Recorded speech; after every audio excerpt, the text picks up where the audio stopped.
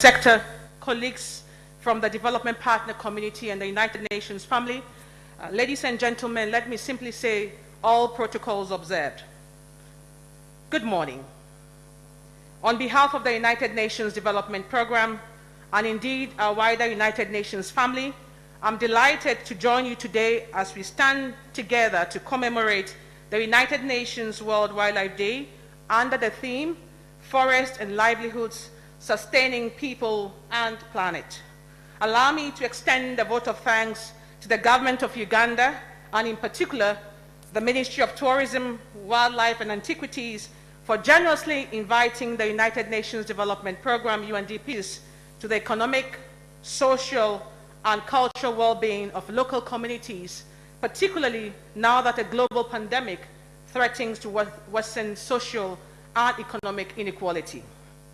World Wildlife Day affords us the opportunity to celebrate the fantastic diversity of life on Earth, but also reminds us of our noble duty to conserve and sustainably use forests and wildlife in line with the objectives of the 2030 Agenda for Sustainable Development and the Sustainable Development Goals, particularly goal number 1, no poverty, goal number 2 on zero hunger, 12, that ensures sustainable consumption and production patterns, 13 on climate action, and 15 on life on land. Honorable Minister, Excellencies, ladies and gentlemen, let me start off by putting this year's theme on forests and livelihoods into context. This is not simply about forests providing habitats for wildlife. It is about development that harnesses the full potential of countries such as Uganda, which are based on nature. It is about food security. It is about water security. It is about energy security. It is about human security, amongst others. For example, forests contribute immensely to economic growth, employment, wealth creation, export revenues, and livelihoods of many communities. And I think our sister who was ahead of me spoke about that. Covering over 8% of Uganda's surface, forests are home to over 80% of all terrestrial wildlife.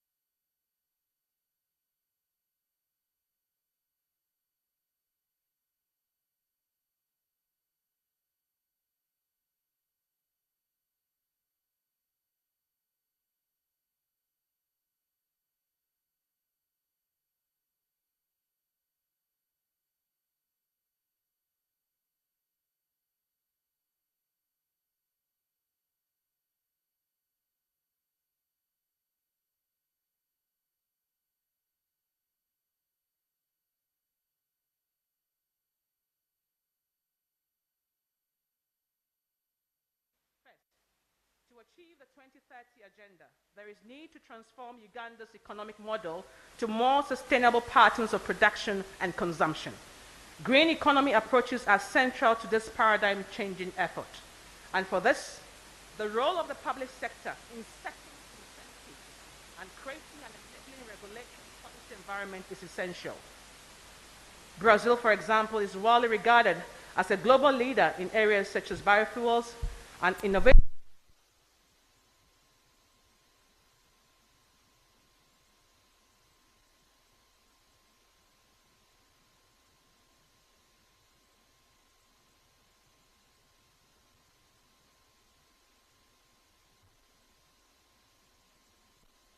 Which brings me to my second point, the essential role of the private sector. And I'm glad that the private sector spoke before me. As much as there is a clear development case for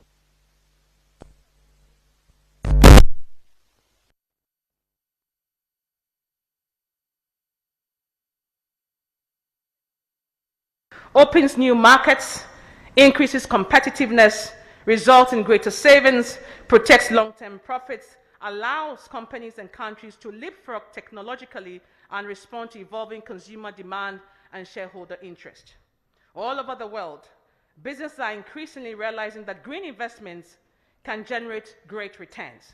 This is not just about corporate social responsibility, but looking at business processes and commodity value chains that are deforestation-free. So, for example, when you take countries such as Ghana and Cote d'Ivoire, there's a strong push to make sure that we have deforestation-free commodity value chains, particularly as it comes to issues around cocoa. A mix of domestic and international, public and private funding, including innovative funding such as green bonds, conservation financing, and impact investing is required, and better targeted public investments that can help catalyze private financing with dividends across the Sustainable Development Goals. Which brings me to my third and final point, the critical importance of strong and broad-based partnerships. Over the next 2 decades, the Uganda population will expand by more than 30 million people. Urban footprint is expected to double. Demand for food will increase by up to 30%, water as much as 35%, and energy by up to 40%. The pace of these demands and the associated environmental pressures, including through biodiversity loss and climate change, are unprecedented. And the challenges they pose are simply too complex for individual countries or institutions to tackle on their own. Partnerships are of essence across public and private actors. Only by working together can we fully leverage our collective strengths in the ways needed to set the world on a more sustainable and inclusive pathway. In closing, Honorable Minister, Excellencies, ladies and gentlemen, I'd like to assert that the previously perceived trade-offs between economic development and environmental and social sustainability are already left to the history books. I therefore call upon us to commit to do more in developing and promoting forest management models and practices that accommodate both human well-being and the long-term conservation of forests and the species and ecosystems they shelter. Indeed, as reflected in the 2030 Agenda, to which all UN member states, including Uganda, have subscribed to, pursuing models which offer better quality of life for all within the ecological boundaries of the planet is the only way forward to address the complexities and challenges of the 21st century. Doing so will accelerate progress towards the Sustainable Development Goals, indeed the Vision 2040 and the National Development Plan 3. I ask that we continue to work together for Uganda where people, wildlife, and forests coexist in harmony. We always talk about let's build forward better, but I can also say let's build forward better and greener. I thank you all.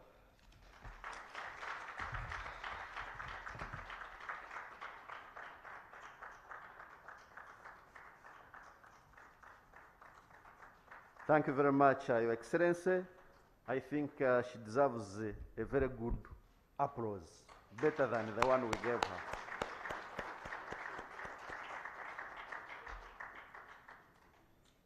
We shall now receive remarks from a European Union that will be delivered by His Excellency, the Ambassador of Germany to Uganda. Your Excellency, you are most welcome.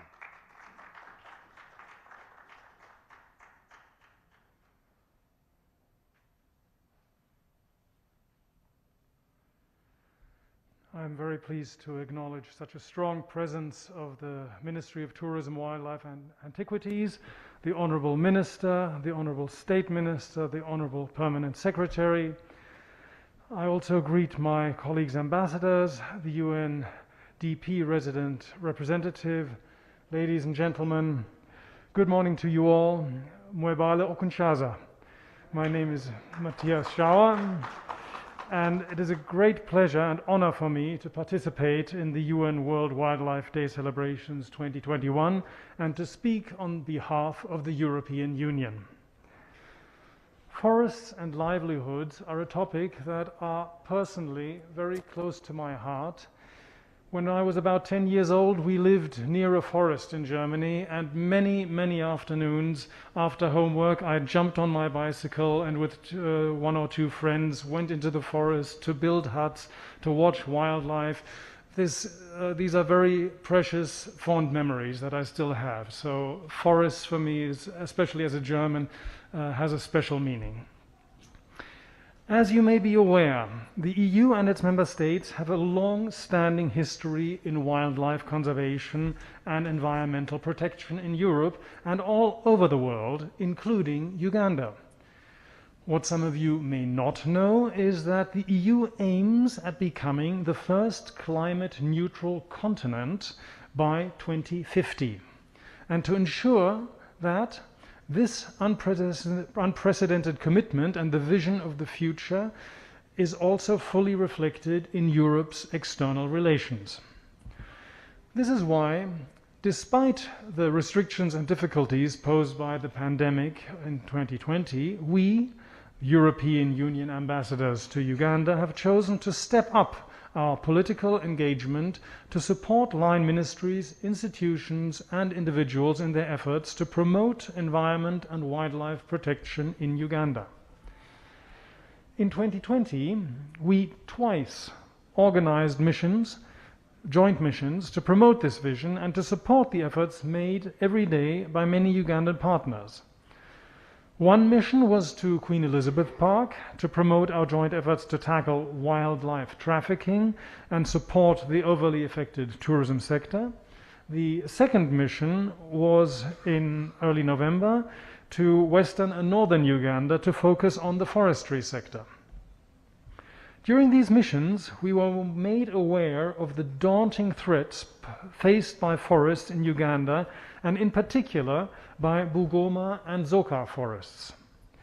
We had the opportunity to meet with very committed environmentalists, political leaders and communities, and we wish once again to acknowledge the impressive work done by many individuals to safeguard Uganda's unique natural assets.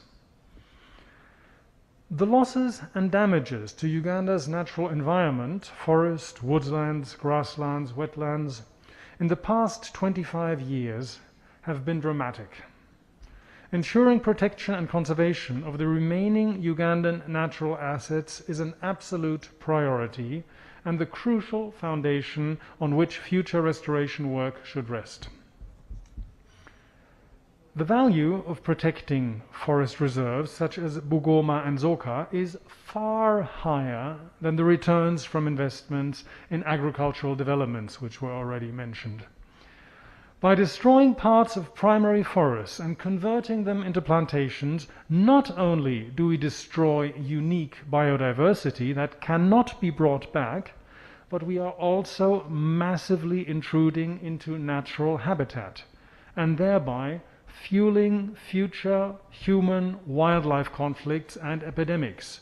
I mean, imagine you were an animal living in a forest. If this forest is cut down, where do you go to find food? Conflict is inevitable, and it's our fault. I'm pleased to let you know that we had the opportunity and the honor to talk about these issues also with His Excellency the President. It was a first step of our outreach, and we found his positions and views very much in line with those of the many committed individuals we met during our missions. We will continue our engagement at all levels in the years to come, and we will keep these themes at the center of our political dialogue and of our cooperation with Uganda. I'm well aware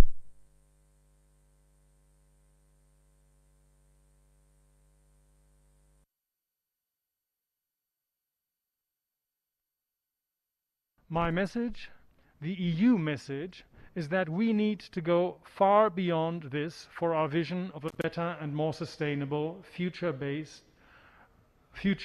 on a green recovery to materialize. We need to join forces, government, civil society, private sector and development partners alike. The European Union is committed to step up its support to green recovery, and we need a solid and firm commitment from all our partners to ensure that this new vision of the future can materialize, not just in Europe, but everywhere.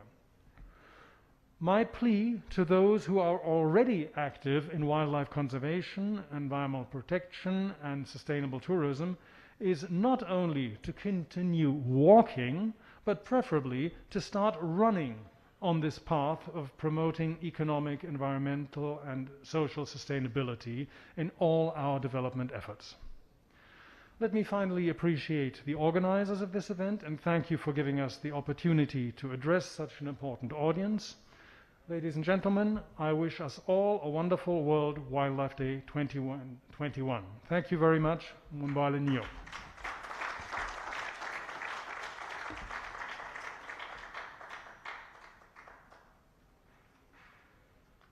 Webale nnyo, Your Excellency.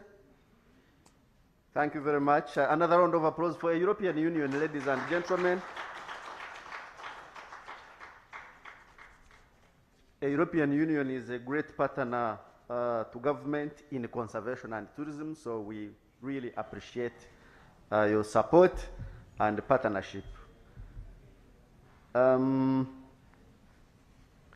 Before I invite the Honorable Minister of State to say a few words and invite the chief guest, allow me to recognize our partners that are here. From the diplomatic corps, Your Excellencies, the head of EU delegation is here with us. We have the US ambassador, we have the German ambassador, we have the Italy ambassador, we have the Belgian ambassador. From the United Nations, we have United Nations Development Program. We have Food and Agriculture Organization of the United Nations, FAO. A round of applause for our partners.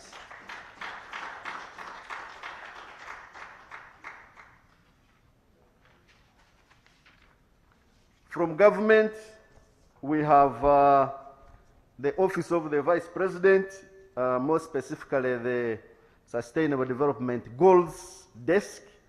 They are here with us to celebrate with us achievements and challenges in achieving, more especially SDG 15, which rhymes well with our theme of today.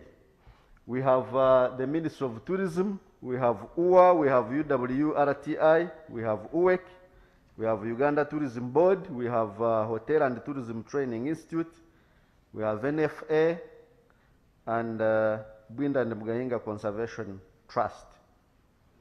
From private sector, we have Uganda Tourism Association, we have Association of Uganda Tour Operators, we have Safari Guides Association, Community Tourism Association, and of course, Presidential Investors Round Table on Tourism, represented here by Mr. Amos Wekesa. From conservation civil society organizations, we have Wildlife Conservation Society, we have World Wildlife Fund for Nature, we have Nature Uganda, we have African Wildlife Fund, we have International Crane Foundation, Endangered Wildlife Trust Partnership, who also have programs in Uganda.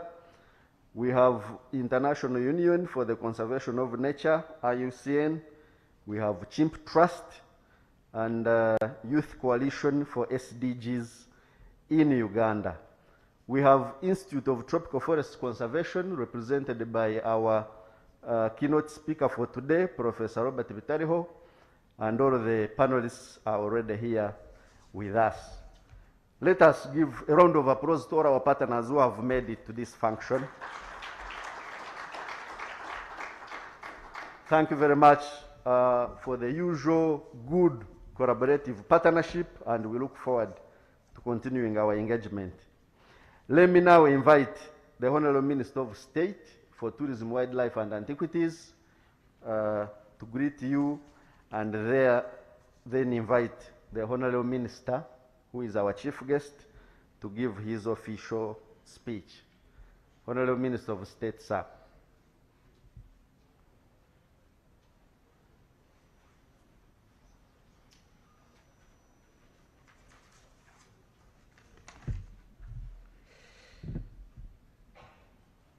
The Honorable Minister of Tourism, Wildlife and Antiquities, Honorable Retired Colonel Tom Butime, Your Excellency the Ambassadors, the Permanent Secretary and the staff of Ministry of Tourism, Wildlife and Antiquities, all our friends from other government departments. I've heard about the Office of the Prime Minister here, of the Vice President, the tourism fraternity, the private sector, and all of you. My name is Chiwanda Godfrey Suvi, the Minister of State for Tourism, Wildlife and Antiquities. We are very grateful to have invited you, and we spared time to be here. It's the first time that we've not had a big celebration for the world, for the United Nations World Wildlife Day. And because of the pandemic, but I know most people are watching us online. But I would like to thank for this time in particular, and all the remarks that we've actually received from UTA, from UNDP, from European Union, and of course, your presence, Your Excellency, the Ambassadors, it has made our day. We are very grateful for this. Honorable Tom Butime, our Minister for Tourism, Wildlife and Antiquities, is our chief guest for today. And I would like to take this special opportunity to invite him to come and address you. I thank you. Honorable Tom.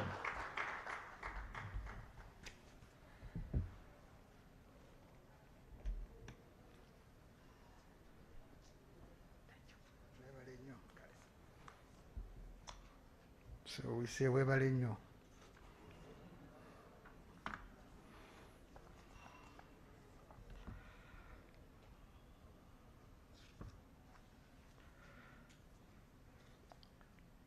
Honorable Minister of State, the PS, the European Union Head of Delegation in Uganda, all members of the diplomatic corps, the UN country representative, permanent secretaries, directors and commissioners, board of trustees and chief executives of agencies, heads of tourism, private sector associations, members of the civil society, academia, ladies and gentlemen. It's my pleasure that I welcome you all to the national celebrations to mark the United Nations World Wildlife Day 2021 in Uganda, and thank you for honoring our invitation.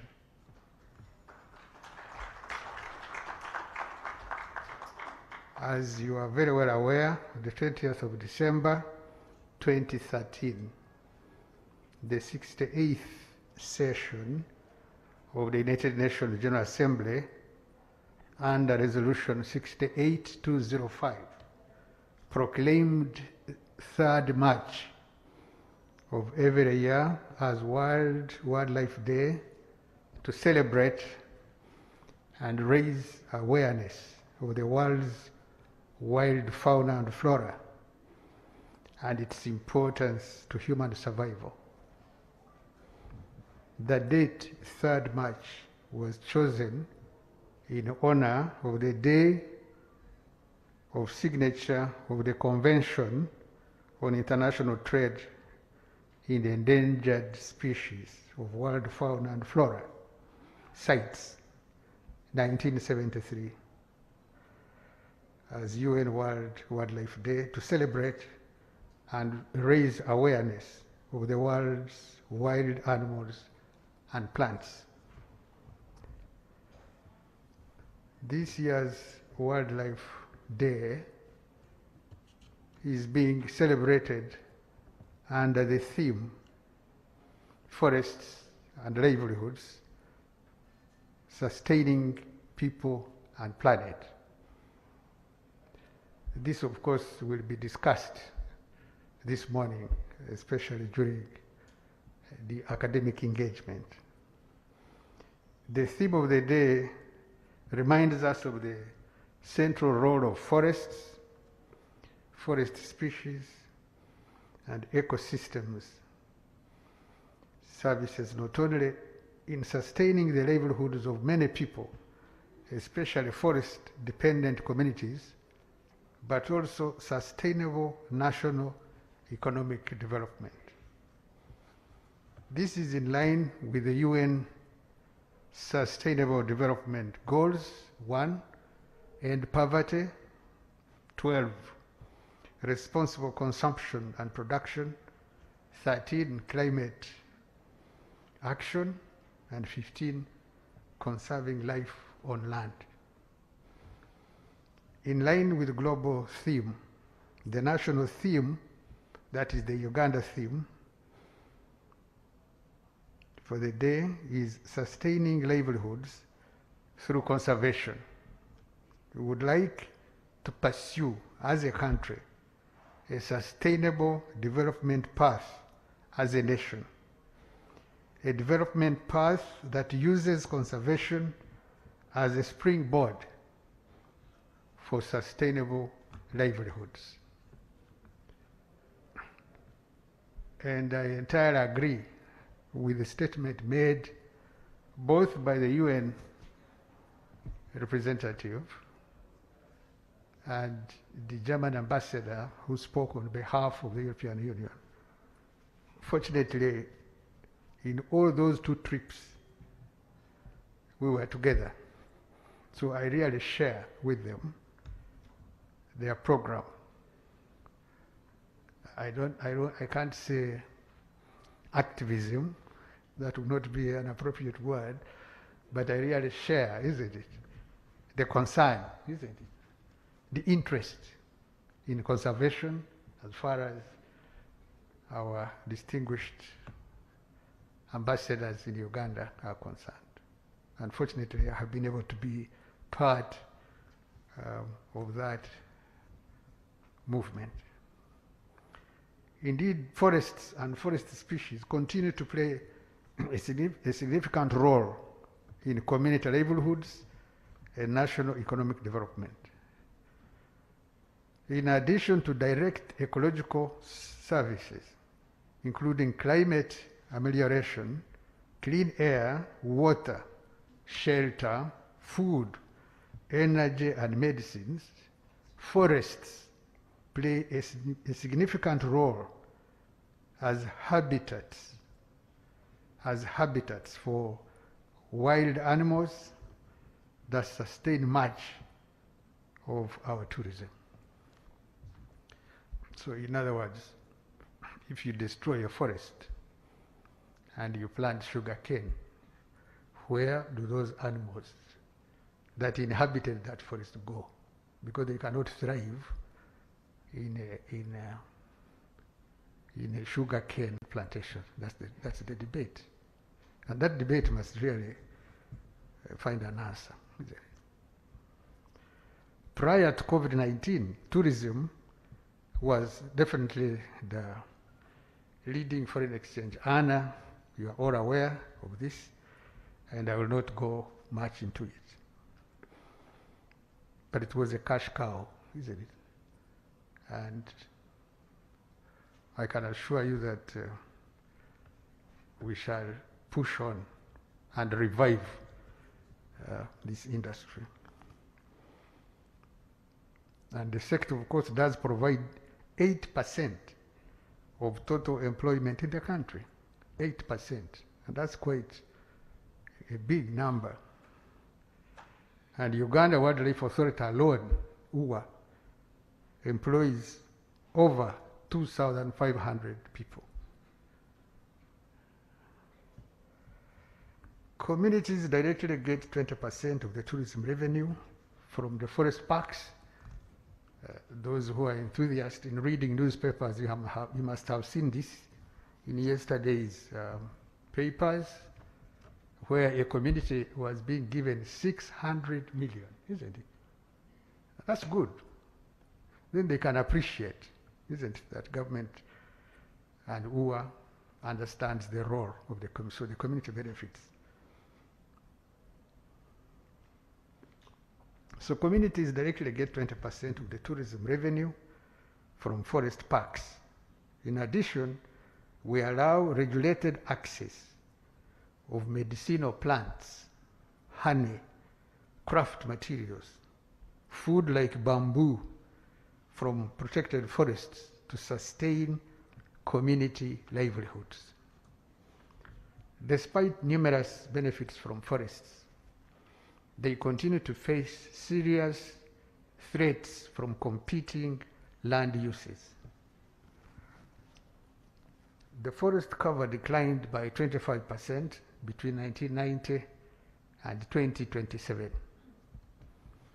However, it is gratifying to note that the country has embarked on a path to the recovery of the forest cover.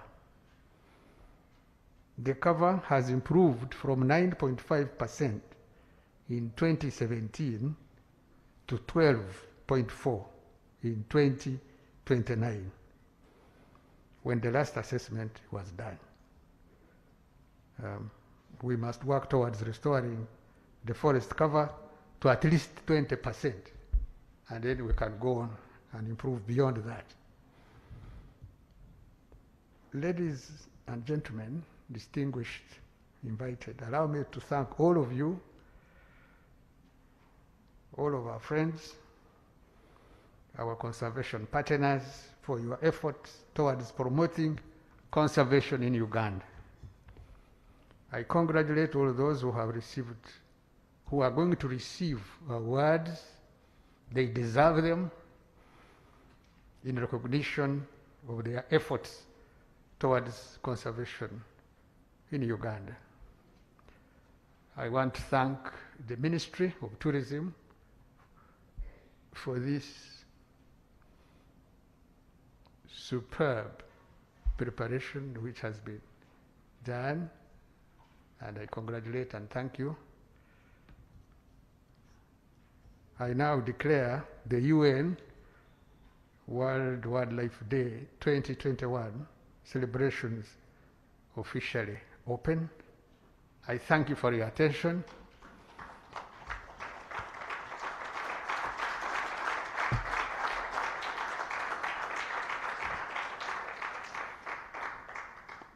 Mwebale muno. That's the word, isn't it? Thank you. But that's another word from the Western region, is it? So, mwebale muno. Mwebale nyo. Nyo, muno, that's the same. Even in Kiswahili we say asante kabisa, asante sana, asante muno, isn't it? Thank you. Merci.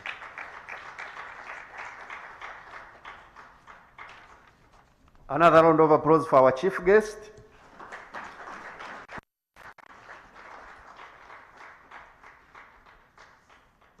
Asante muno. We shall move into conservation awards. As the chief guest stated, every year government through the Ministry of Tourism, Wildlife and Antiquities recognizes distinguished institutions and individuals that have excelled in making a fundamental contribution towards conservation in Uganda. And this year we shall do the same. We have institutions and individuals to be recognized. So I will request the Honorable Minister to stand and do the honors of handing over the awards to the respective institutions. Okay? In the institutional category, we have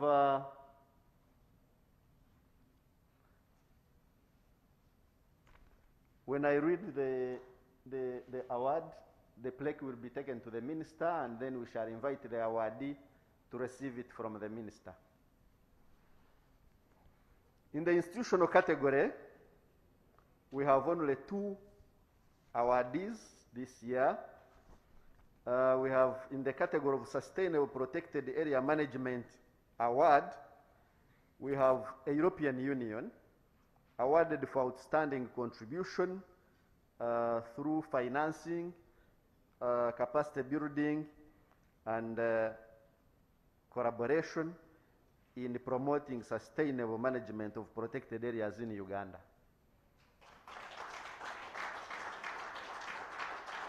I will invite the head of EU delegation to, on behalf of the European Union, receive this recognition.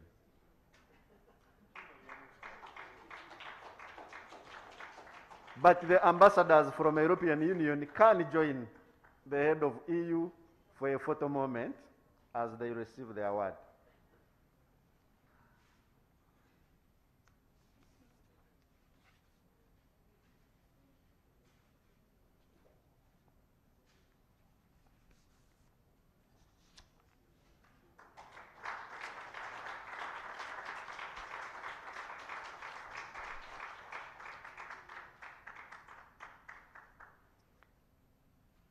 Congratulations, the European Union. Next, in institutional category, we have African Wildlife Foundation, awarded for their efforts in counter-poaching and trafficking. African Wildlife Foundation has been at the forefront in supporting Uganda Wildlife Authority and the National Forestry Authority in countering poaching and trafficking of wildlife and wildlife specimens. AWF? Yes, AWF is around. Yes, he's there.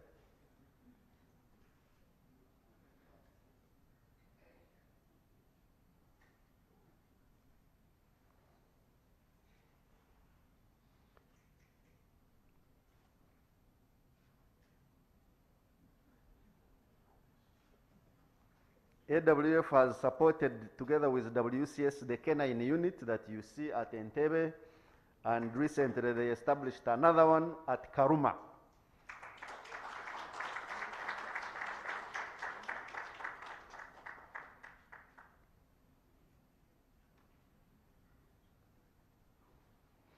We shall move to individual categories. Like I said, there are only 2 institutions this year.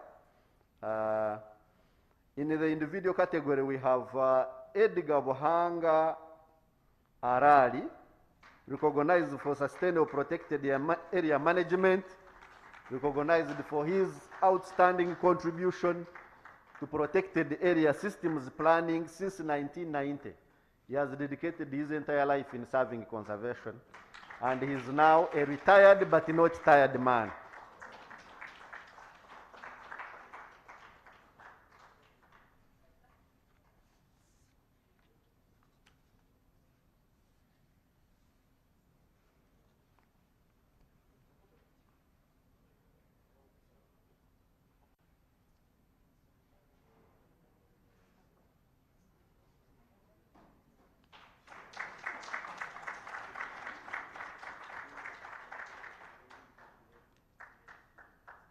Next, in individual category, we have Species Recovery Award, which is going to Captain Joseph Charles Roy for his outstanding contribution to rhino conservation in Uganda.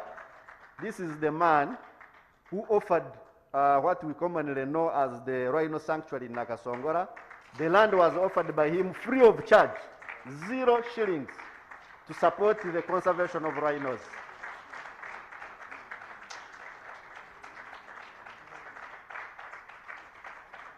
Not only did he offer the land, he flew in the rhino using his skills as a flight captain, and so we are honored to recognize such a hero. We have few conservation heroes of his caliber.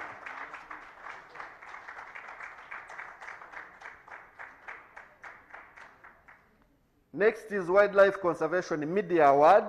This year's Conservation Media Award goes to Mr. Gerard Tenywa Magumba for his outstanding coverage of conservation and environmental management issues, I think for more than half of his life on Earth.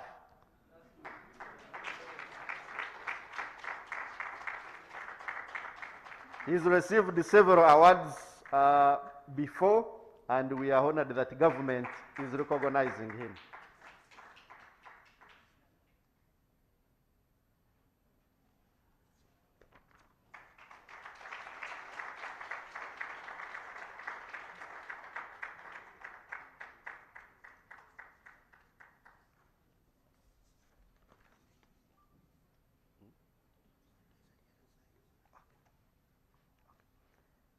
Next in individual category is Sustainable Ecotourism Award,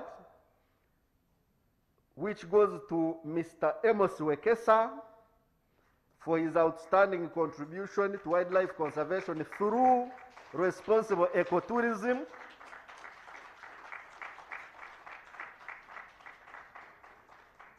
Uganda lodges, several Uganda lodges support communities that stay near to protected areas, and eventually the communities start appreciating the forests and thereby conserving the forests through ecotourism benefits.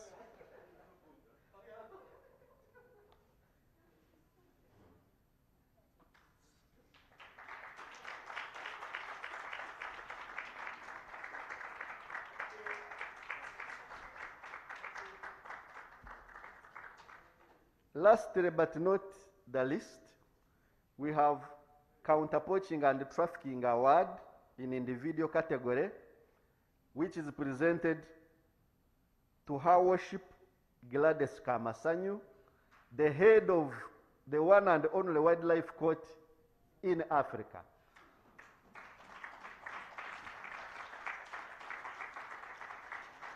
Her Worship Kamasanyu has sent so many wildlife criminals to the gallows, and we want to recognize her for her outstanding contribution. Since the court was established, the rate of conviction of wildlife offenders has increased by over 80%.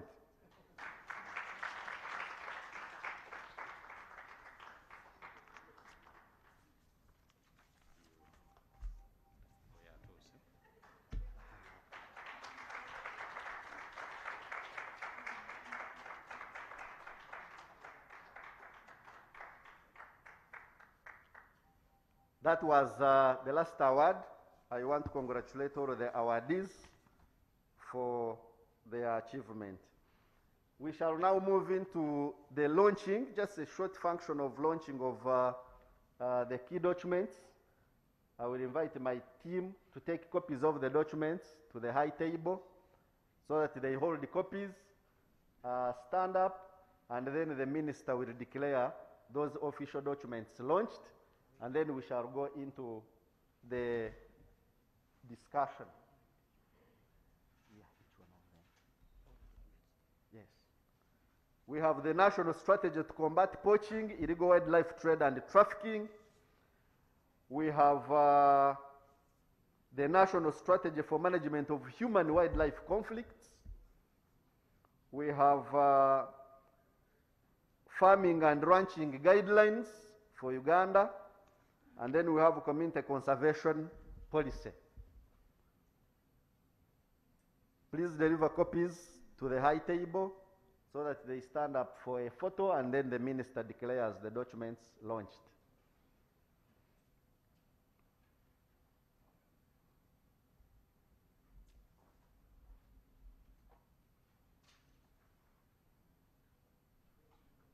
Can we have a mobile mic to the minister to declare the policy? Okay.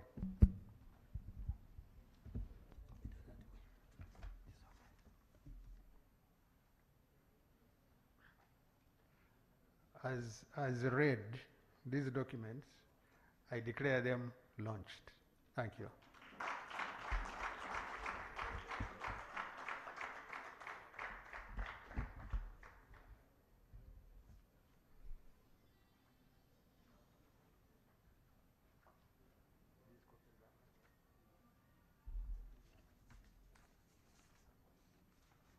Thank you very much, Honorable Minister, for officially launching the policy documents as read.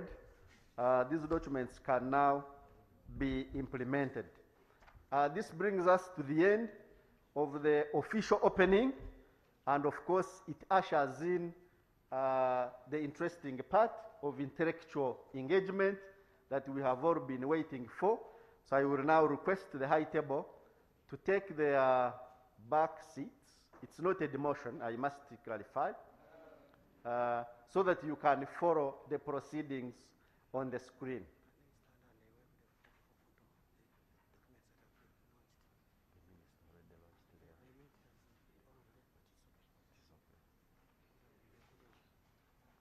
So the technical team and the keynote speaker can be on standby class 1 to usher in the next phase of the function that we have all been waiting for.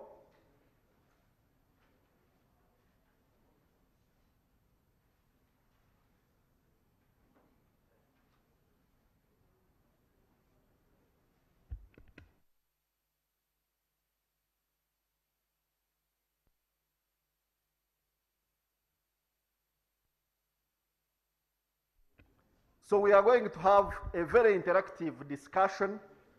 Our viewers, in your comfort of your sitting rooms, our viewers and the followers on social media, those who are following us online in your respective offices and places, you are free to take part in this discussion by commenting, by asking questions, by contributing to the debate. So to give the keynote address will be Professor Robert Bitariho, who is a seasoned academician in the field of forests and livelihoods. This is a man who has lived the forest life in the jungles of Bwindi Impenetrable National Park, studying the forests and how the forests make a contribution to the livelihoods of people. Welcome with me Professor Robert Bitariho, the Director of Institute of Tropical Forest Conservation, who is our keynote speaker. Professor, you can wave to the people. Thank you, MC. After his presentation, we have our panelists, and our panelists tonight, is it tonight already? I use this one, I'm sizing the next side of this. It is still very morning, eh? Okay. So to discuss the keynote paper, we shall have our 3 panelists. The first one is the Executive Director of National Forestry Authority, Mr. Tomo Kero, who is a forester by profession himself. The second discussant will be the Uganda Country Director of World Wildlife Fund for Nature, Mr. Dooley David, who will give us the perspective of the civil society in line of the theme of the day. Mr. Dooley, you can wave to the people. And then from the public perspective, we shall have Mr. Sam Mwanda, who will discuss the theme in the perspective of government. Mr. Sam Mwanda is the Executive Director of Uganda Wildlife Authority. He's also a forester by profession and a conservation professional. Yes, he's waving from the behind, but he's around with us.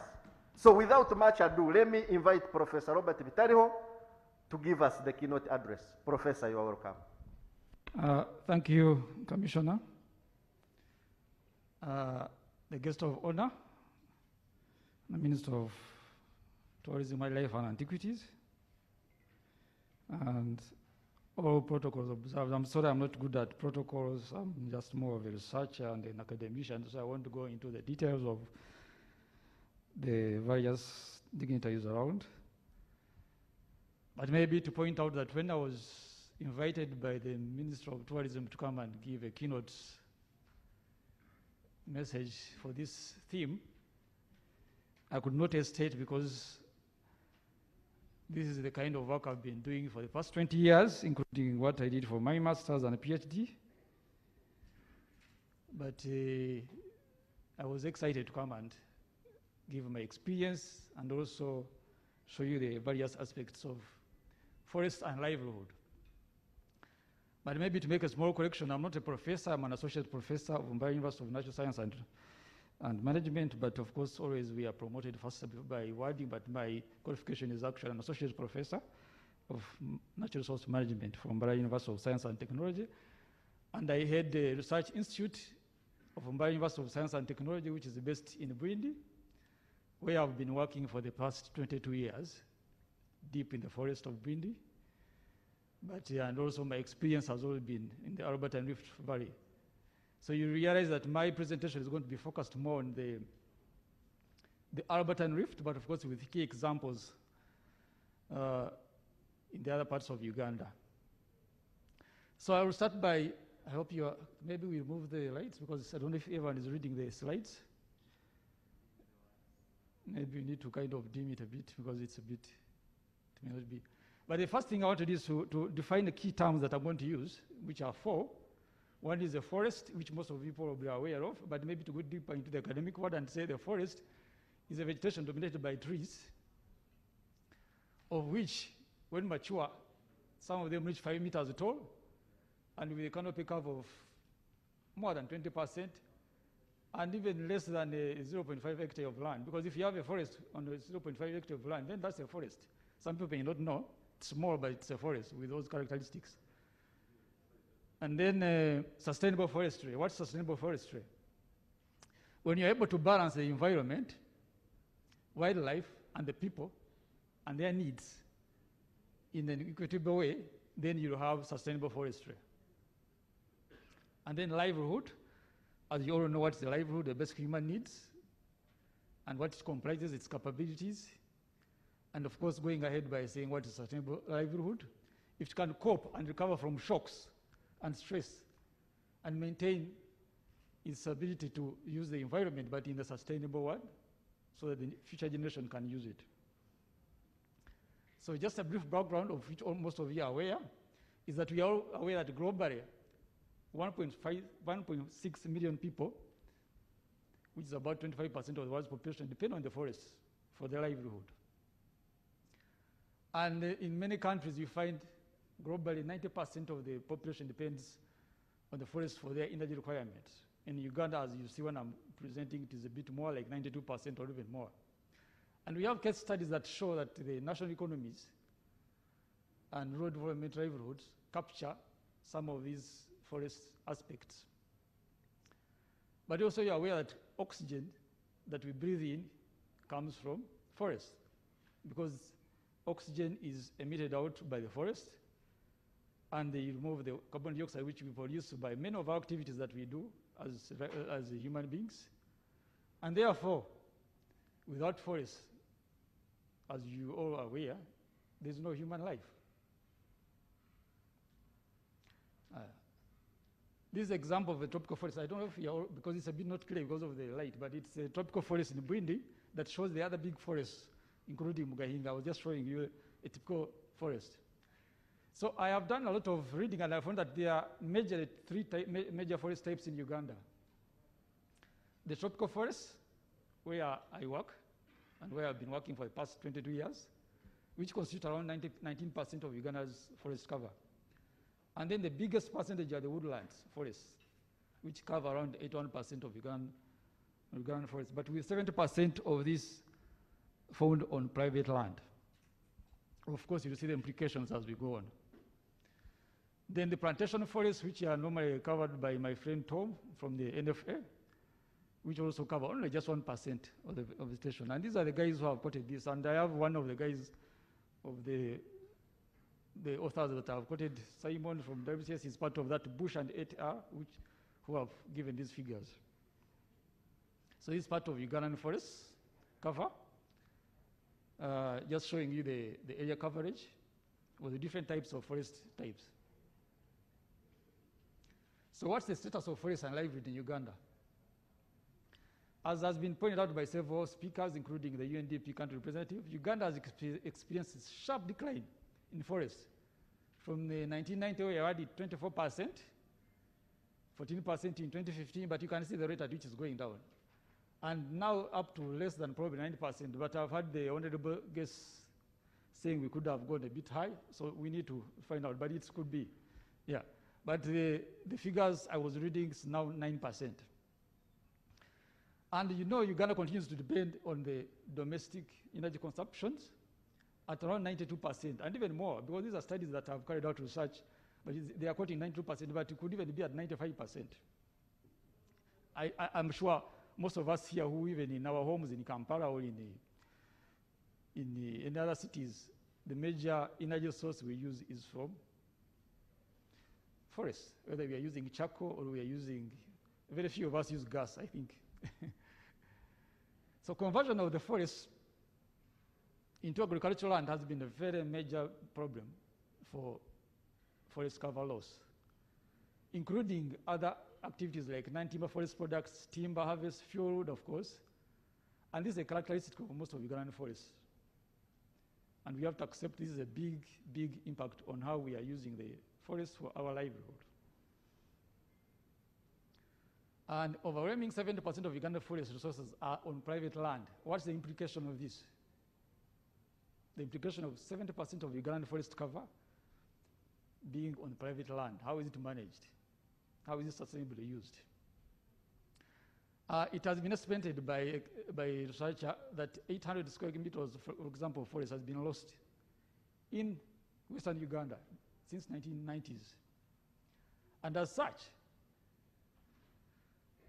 forest restoration has been envisaged as in the existing targets provided for in the Vision 2040 and the National Development Plans of Uganda to recover the lost forest.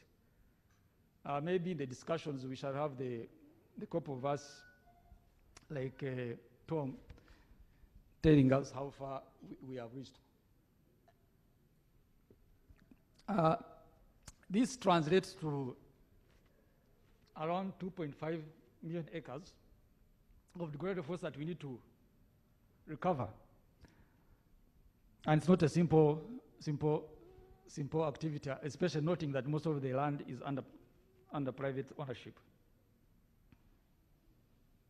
This is an example of the typical Bwindi tropical forest, and you see the impact of the agricultural activities. For example, if this was not a national park, how much would have been already covered by this? For most of you who go to western part of Uganda, this is a typical view of the tropical forest. High human population density, and the local communities are digging just in the doorsteps of the tropical forest. So these are the problems of human population density, and I was impressed, or not impressed, but I was kind of shocked when the UNDP said in a decade from now we shall be 30 million. That's a big, big, big, big push. So you are talking of 75 million people in 2030 something. What impact is it going to have on the forest resources that we are using if we are already seeing this kind of aspect? So in order to understand the value of forest for our livelihood, three key factors need to be put into consideration. One is the environment that provides us, the society, us, the local communities, or the people, and the economy, because without that, then how do you manage sustainable use? And the entry point to understand these economics of forest is to recognize and define the broad range and services that can be obtained from the forest. And these are directly grouped into two groups: the indirect and direct benefits of forest. This is an example of a direct benefit of forest in Bwindi, where non-timber forest products are being harvested by the local communities to make baskets, granaries for use. The same here. Here, all these are the direct benefits. But we have the other indirect benefits, such as the water catchment value of the forest. That is again a picture of Bwindi National Park, where I work, and this is a typical view of how you see how the clean water is and how the forest is helping to soak the water as it is raining and then translate into clean water for local community use. And then the other aspect is on carbon sink and stabilization of the climate, which all of us, I think, are aware of. So this is another indirect benefit of forest. And of course, there are other, which I cannot exhaust here. The benefits of forest, you can talk of fuel wood, tourism, employment, and then there are other aspects like genetic resource pools from which future generation will use our resources. We are hearing how we are having vaccinations different. So where does the medicine come? Sometimes it comes from this kind of genetic resources that we are keeping in the forest. And then there are even other aspects of soil conservation and soil fertility. I can't exhaust everything. So, what is the total economic value of Ugandan forest? This study was done in 2004 by an aspect which was funded by the European Union. The European Union has done a lot of funding from understanding the forest status in Uganda. This study was done in 2004 and funded by the European Union, and one of the authors is here. So when I was reading, I found out that the livelihood is better expressed as the total economic value of a forest. And the sum of the direct and indirect benefits, like I pointed out before, all translate into the total economic value of a forest. And these are all summed up into the environment, society, and economic status, which are synchronized together, produce the TEV value, or total economic value of forest. And it has been estimated that Uganda's forests produce around 593 billion Ugandan shillings, which is around 5% of the Uganda's GDP by this study. But interestingly, you noticed only 31% of the TEV is reflected in the formal economy of Uganda. 33% is in the informal sector. And interestingly, 36% is made up of non-marketable values. Thus, is always ignored in decision-making by our governments. And it's not only in Uganda, it's all over, even in Africa, or in developed countries. Majority of the forest benefits are currently not recorded in the national economy, like I said, or in the accounting system. But also there's this value. If it is recorded in the national system, then it attracts Mr. URA. How does it attract URA to tax? And then how does it affect the way the local communities who depend entirely on it? So those are the give and take, all the aspects that you have to understand. But interesting to see, you see that 7% of all, we are always talking of timber.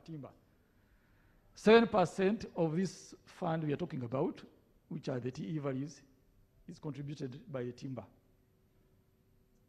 So the other values are the ones which are contributing the larger part of this fund.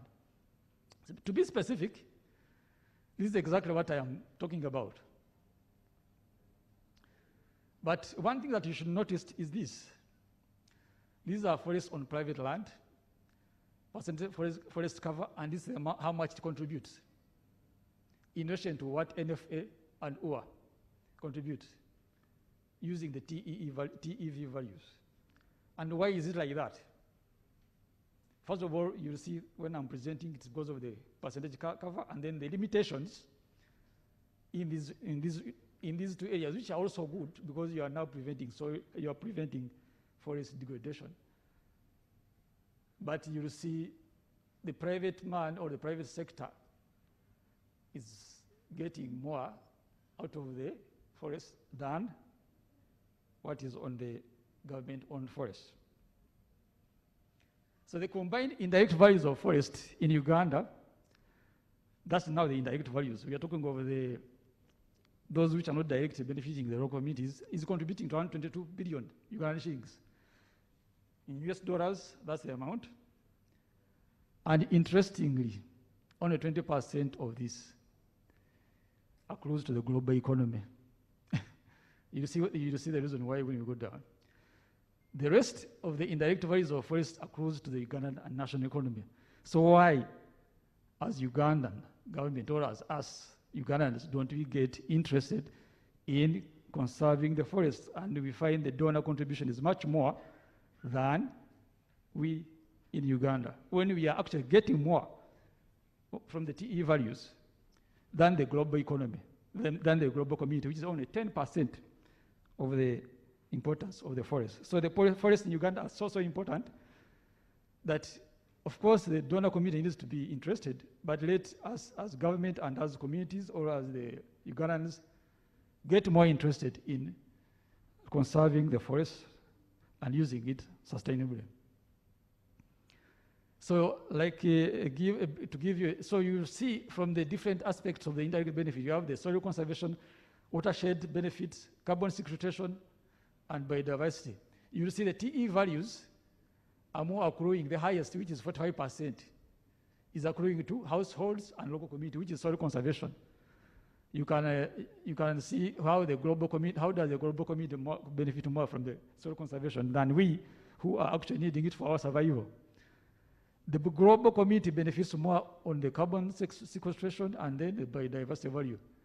And this is what is, in summary, I was saying that we need to be interested more in the forest as the Ugandan community. Probably even the little resources we have, put it to better use for soil conservation. So on average, so these are the other aspects that when you got the different types of forest, the researcher called the Shepherd and others found out that the annual incomes from the different forest types ranged from 36%. The forest types included the Rwenzori, Budongo, and the different types of forests. And they found the different forest types contributing the TE values of that. An estimated of 2.7 million households are benefiting from the natural sources of Uganda. Those are the forests now under natural sources. On average, 75% of forest produce is consumed at household level, with only 25% being traded. So this gives you the indication of how much forests mean to the local communities. They're using almost 75% for survival. The other 25%, they trade it to get little income. The total contribution of forest to local people's livelihood at the national level is around that. And as you see, the poorest households are mostly income forest dependent than the wealthier households. And yet the wealthier households are benefiting more financially from these forests than the local poor households. And there's a big disparity between the wealthier and poor households in Uganda, which is a usual situation. I can point out the different types of forest for household income. You can see the Rwenzori benefiting, the Rwenzori forest benefiting more from the local communities benefiting from it more than the others. But because of tourism, the other aspects, you know, the mountaineering club in Rwenzori, how it contributes to the local economy. Then the other aspects, we could talk about the different researches that was carried out now over a wide scale of different regions in Uganda. And finding out that forest is the second income earner to agriculture for most households in Uganda. It is second to agriculture and also second to none. And with the northern eastern part of Uganda relying very heavily on forest for their livelihood because maybe of the past war issues. And actually, if you carry out different researches, as some will tell you, you find that there are more forest destructions in northern and eastern part of Uganda because the forests are a livelihood for these communities.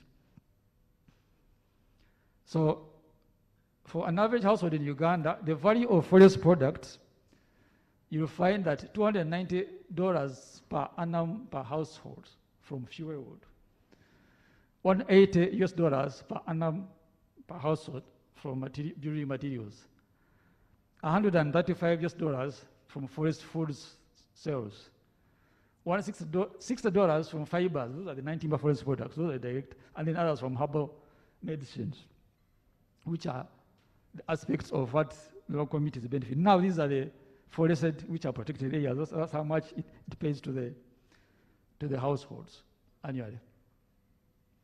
This is exactly what I was summarizing up, but if you want more details, there. Then the other aspects I want you to notice in a typical national park, Ibindi, where non-timber forest products is allowed for harvest to maintain the local community's lifestyle.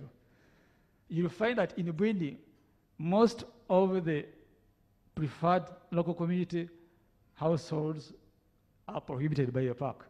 And these are the building poles, firewood, and food plants. And the highest per household income from some of these non-aspects of agriculture is beekeeping, which gives us around $119 per annum per household. This is not a lot of money, but it contributes around 14% of households. Now, when you go to the real typical non-timber forest like a basket tray, it's a paltry $16 that it contributes to the households per annum. So currently, despite their significant contribution to the people's livelihood, this is for being, I'm not saying for any, because this is what I've done myself. You find the non-timber forest products are negligible, contributing to household income. And of course, there are other benefits like tourism, revenue sharing, but the non-timber forest products are not significantly contributing to household income in Bwindi. So, the other aspects I want us to look at is the unsustainable use of Uganda's forests. Despite the importance of forests for livelihood, the forests continue to be sacrificed at a sensible level. And we find globally around 32 million acres of forests are being lost. In Uganda, where over 30% of tropical forests has been lost, and mostly on the private land. The use of forest is by large unsustainable in Uganda. The way we are using, the rate at which we are using the forest, the rate at which the population is increasing, it's very, very unsustainable. And these are contributed by the high human population density, as pointed out previously. And as long as the humans continue to live, we will continue to demand for forest resources. And as long as the population increases, the demand will increase. And as long as the demand increases, we are destroying the forest. So that's why we should be worried if in 2031, the population will be at 75 million. How much forest are we going to lose? Are we going to continue with our target of having the 25% Uganda forest coverage with this kind of forest loss and population increase? So we need to think of the remedies for this. This is an example of the Bwindi. This is the households. This picture was taken in 2015 when I was doing my PhD. This is a typical household density population with around 300 people per square kilometer, which is also likely to increase. These are typical households. The good thing is Mabati is not grass thatch. So that's the development. Mabati, not grass thatch. So with this kind of population increase, what will happen in the next 10 years? I'm going to be showing you bad pictures, but I hope you don't mind. But these are just to show you or to motivate you to how we need to. I don't know why I call them bad picture, but these are realities. This is an example of South Manamagamba picture that I took in 2006, showing forest destruction in South Manamagamba. Another one in Kasiwa Chitomi in 2018, pit sowing. This is a forest reserve. Tom, don't kill me for this, but I have to show this. And then this is charcoal burning again, inside Kasiwa Chitomi National Park. Serious charcoal burning. We are finding all these activities inside a forest reserve. This was 2018. Now this is a tree forest. People are clearing to plant Irish potatoes, as you notice. See the number of trees cut, the clearing for Irish potato growing. So what benefits? The Irish potatoes for an individual or the forest. So those are the different aspects of, again, then also cattle grazing in the national park, I mean in the forest reserve. So, after all this consideration, is there any hope for sustainable forest use? And I will say earlier that yes, as long as we learn the lessons. There is an example of a sustainable forest use principle that we could call the Forest Stewardship Council, FS. I don't know how far, maybe Tom, as is doing the discussion, will tell us. Because it's one aspect that we could use to use sustainable forest. Before any timber or any product is removed from the forest, it has to be certified or stamped and given a certificate that this product has been sustainably harvested and therefore is going to be used in a sustainable way and therefore protects the forest. Are we having this kind of activity in Uganda? If not, can we think about it as a lesson? That before you harvest timber, let it go through a system of certifying it and then stamping it. So that if anyone is going to buy timber and you find you don't have a stamp of the Forest Stewardship Council, it's not marketable. But also this needs a lot of sensitization, because how many Ugandans are able to say this timber I'm going to buy is stamped or not? Most of us, you want timber that you want to use. You want to look at the stamp. But it needs sensitization, education of how sustainable can we use the forest without destruction. So if we use this principle of the Forest Stewardship Council, I think it might be very useful. So the Forest Stewardship Council has these basic principles. One is to establish protected areas. Of course, Uganda, we have done that, and conserve biodiversity. But when you do that, conserve them without compromising them, like the pictures we've showed them there. Put a forest reserve, put a national park, and the principles of sustainable utilization is utilized.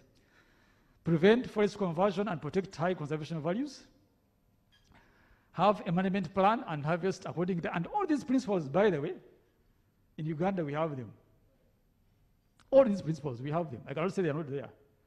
So the issue is what is the implementation? How is it being enforced? How are they practically on the ground being used? And it's not rocket science, but the problem is maybe how it is applied to conserve forests. And I asked a question, can forests be sustainably used for livelihood in Uganda? And the answer is yes, yes, yes. But it's not as simple as yes, yes, yes, because you can say yes, yes, but these principles, the 7 principles that lead to forest sustainable use, are also not very easy to practically implement, especially considering the population growth, the demand, and in some times, and I would say we as humans were selfish or we are greedy, and therefore kind of find out disregarding this. And one research actually put these principles in a sustainable forest management cycle, that is the Geisen and others, that gives us how we can sustainably use the forest in a cyclic way. So you have here in the middle is the sustainable forest management with all the 7 principles that can be used to harvest the forest that is maintaining our livelihood and also maintaining our life for the future generations. And in summary, that's what you could do. You have a sustainable forestry that meets the society needs and the forest needs. But I will tell you, this is not also very easy to come to, but we know it. You probably, most of you are aware of this. But how do we practically do it as Uganda to help stem the forest destruction that we are seeing? So in conclusion, after this roller coaster, is forest in Uganda a major source of livelihood with a variety of multiple products, and the number of forest resources that support rural households that are scarcely captured by the Ugandan economy.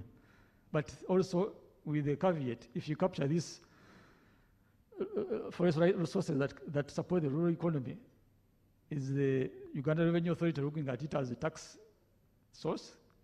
And what impact will it have if we do it? Then forests on private land, as we have noticed, have a higher total economic value than those managed by NFA and UA. And of course, the example is because of the percentage coverage and the limitation in the other two managed forests. Forest reserves, of course, the human population, I cannot emphasize on that. I've already mentioned it. And sustainable use of forests in Uganda is a possibility if urgent management interventions are implemented. And I have given you examples of the Forest Stewardship Council and the legal framework implementation in Uganda. For anyone who wants to read any other sources of information about forest sustainability, that's the different literature you could use, or that I cited. And I will say, asante.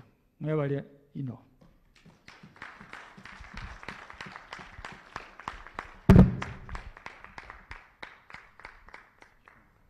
Thank you very much, Professor Bitariho, for that keynote address. We shall move into the discussion right away. And our first discussant will...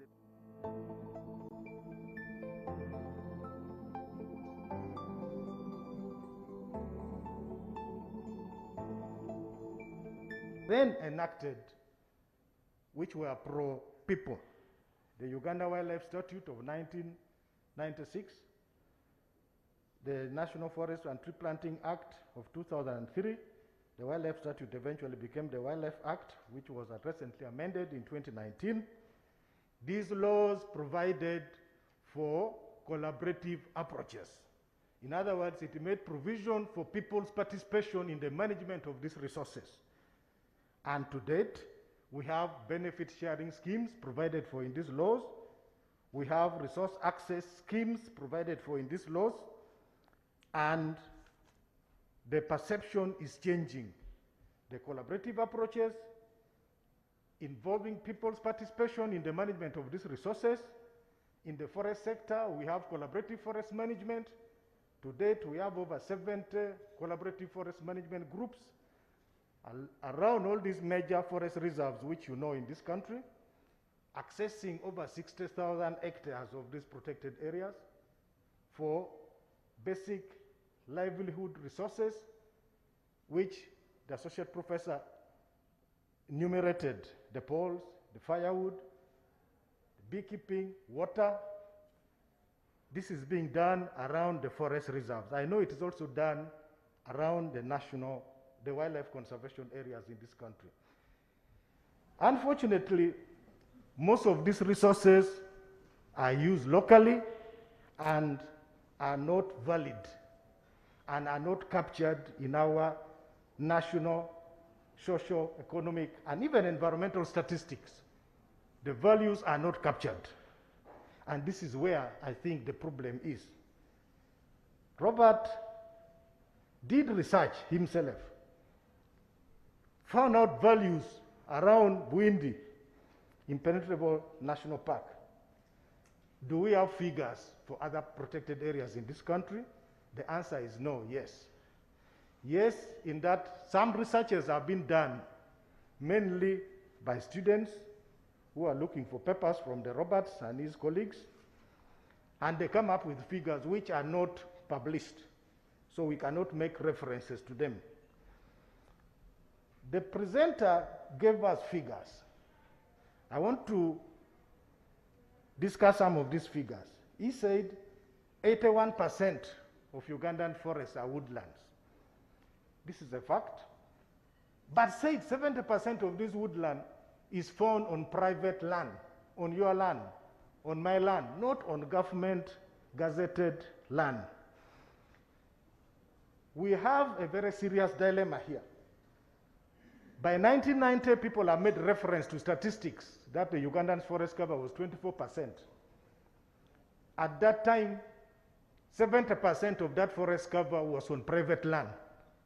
30% was on government gazetted land. That is the wildlife conservation areas and the national parks, and the forest reserves. 30% only. We have seen a big shift from 1990 to date. The 70% has been reduced to 40%. That means about a half of that forest outside the conservation areas have been lost.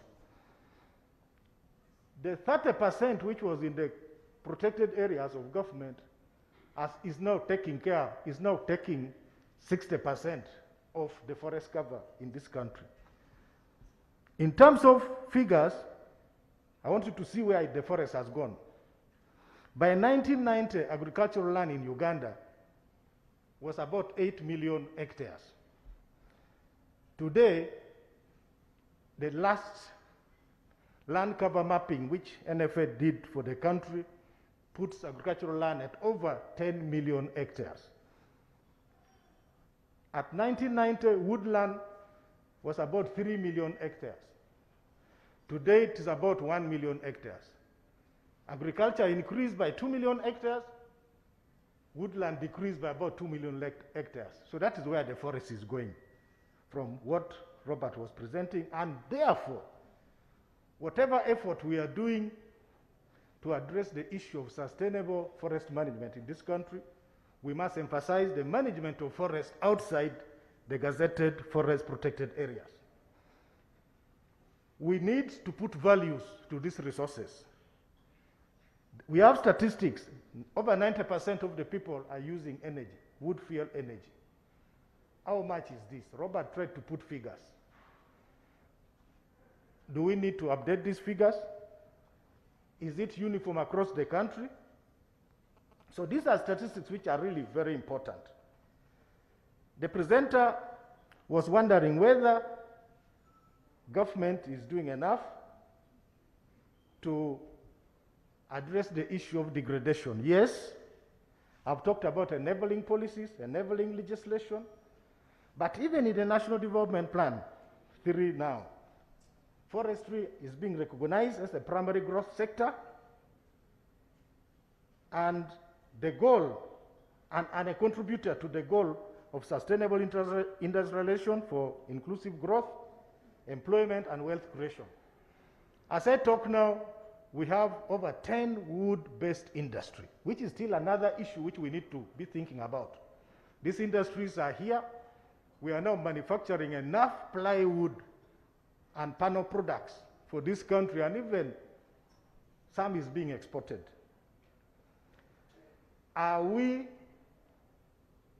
mining about that allowable sustainable yield level? Most of this is coming from plantation forest. Are we doing enough monitoring? I'm told some of them are sold. The wood is sold at night. So these are some of the challenges. Otherwise, the NDP3 has outlined, just like the resident rep talked about, measures of reversing degradation, improving utilization of our forest resources, and also livelihood security. So the issue of livelihood is captured. At the national level, the country has now embraced wealth accounting, has embraced the use of natural capital accounting strategy in our national development accounting. Last year, before COVID, that was 2019, the government launched the water account for the country, the land account, the forestry account, and I know the wetlands account is being developed. So we think if we can bring this natural capital accounting into the national economic development perspective, then possibly the appreciation of the importance of forests and wildlife resources, apart from the tourism revenue, which everybody has talked about, we have to look at these non-timber values and also incorporate it in the natural capital accounts, so that we can holistically know the values of the resources we have and how much we are using and how much it is contributing to the national development. I agree with the presenter that we need more effort to restore the degraded environment and natural resources. Have already said we need to put more emphasis on resources which is outside the gazetted wildlife and forest conservation areas. We need to embrace the planning in our utilization of the natural resources. Do we know the allowable yield? Do we know how much we should take, the sustainable yield level, where we can utilize sustainably? These questions are not being answered. I agree with you, presenter. We have a lot of illegal activities. Because of the increasing population, because of the high demand, the economy is growing. The demand for wood and wood products is increasing daily. Many people are moving into these protected areas to look for resources for survival and also for making money and for their own use. This is something which we may not completely eradicate because of the porous borders and also the hard edge. The presenter was giving you the map of Bwindi, where a gorilla in Bwindi can stand in the national park and pick maize which is outside the national park. So this is the dilemma which we have. The pressure is too much on these resources and also leading to the human-wildlife conflict which everybody has talked about here. The Forest Steward Council is there. We have the forest standards, but most of it has been developed for plantation forestry. Don't you think we need to think about development of standards for natural forests and utilizing or implementing these standards? We need to stamp out corruption, because if we are to have standards and utilize it, if we are to calculate and develop that yield tables with allowable sustainable yield level, the people implementing, the people monitoring must have that impeccable integrity, not to be compromised if we are to sustainably manage our resources. We need to address the issues of illegal activities, and we need to probably look at how do we address the informal sector, the informalness of use of some of these forest products. I've already told you most of them are not captured in the monetary terms, in the monetary economy. Most of them is used informally at household level, at the forest age level, which is not seen, for example. How do we get that statistics? Finally, I want to say, for us to sustainably utilize our resources and to restore the degraded forestry in this country, we need better forest protection and enforcement. We need to develop meaningful partnerships, which is inclusive of all stakeholders. We need to enhance livelihood benefits to the people living in and around these resources. A resource that does not provide benefit is not protected. We need to develop long-term sustainability strategy in line with our development plans, in line with the East African Community Forest Goals, the African Union Sustainable Forest Policy, and the UN Sustainable Development Goal. I thank you so much for listening.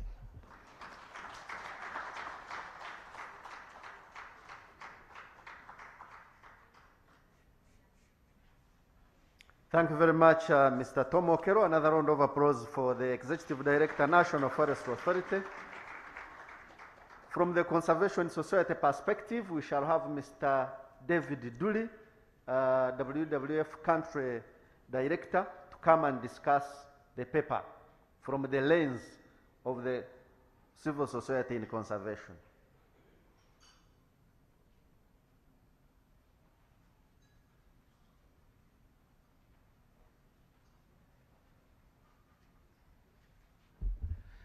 Thank you very much, moderator.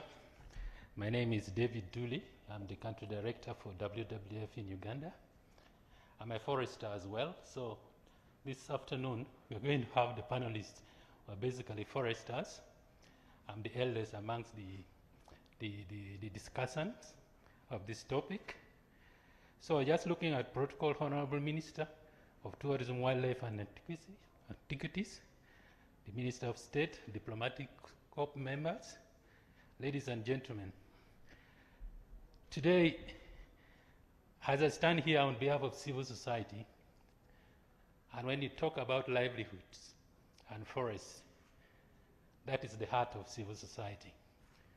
We talk for those voices that are suffering. And for us, livelihood is about the rights. It's a human right. It's something you cannot deny anyone. So how does forests contribute to this livelihood? It has been properly elaborated on. But I want to just bring into perspective some of the models that as civil society we've tried to bring livelihood on the table for consideration.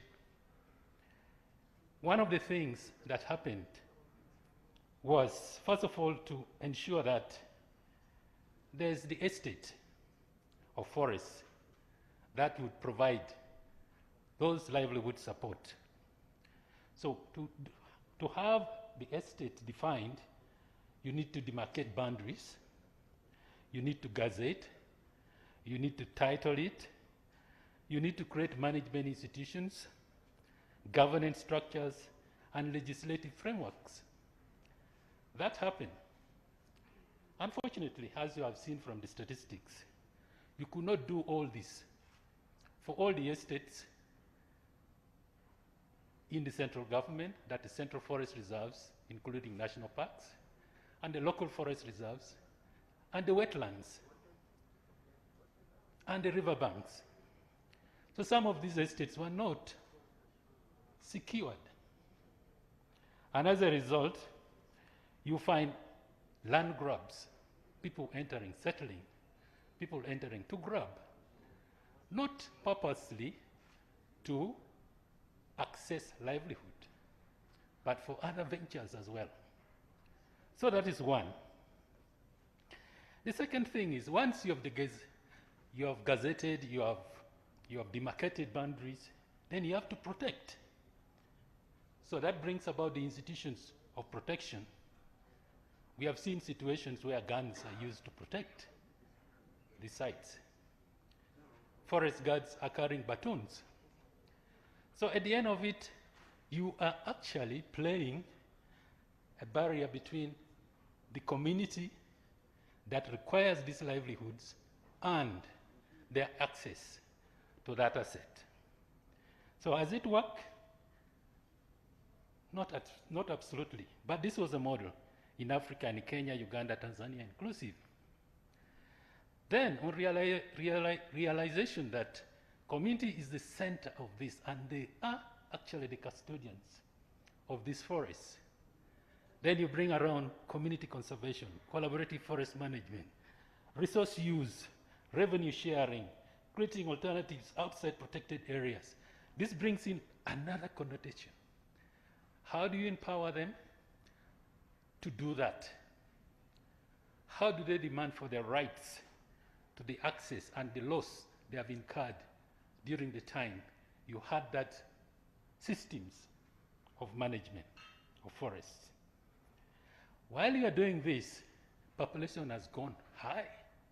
So the pressure is quite high that even by talking to the communities and giving them these privileges, absolutely bringing back the privileges that they had lost before, the population is overwhelming, and that we have seen it in the maps in Buindi.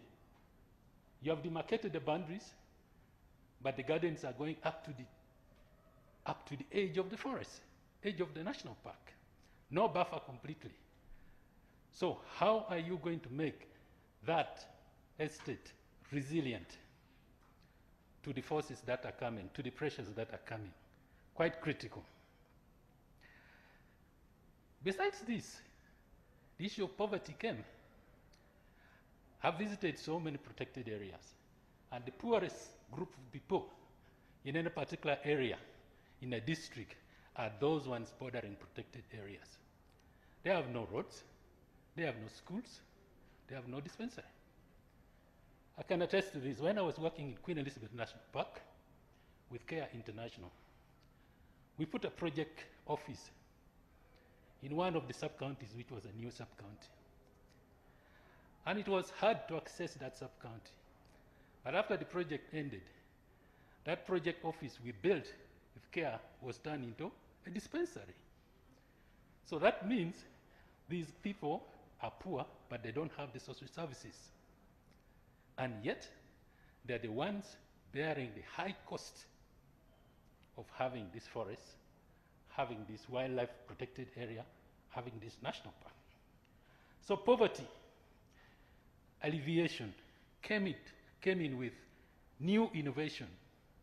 Let's promote, let's not just talk about access to livelihood, but let's talk about pulling them beyond that and having income generating activities. So how do you design these income generating activities? So critical things came in: nature-based enterprises, which was elaborated on here, savings and credits, community development projects, food security, climate adaptation, because other emerging issues were coming on top of the issues that were there. But we must not forget, in the broad sense, while we do this, we need to bring the private sector closer to sustain those interventions and to invest in those interventions. I will talk about that later. So social services remains quite critical. Then, the adoption of international best practices, tools, came in. The FSC, which has been talked about a lot here, is one of the ways you can add value to livelihoods that would accrue to households.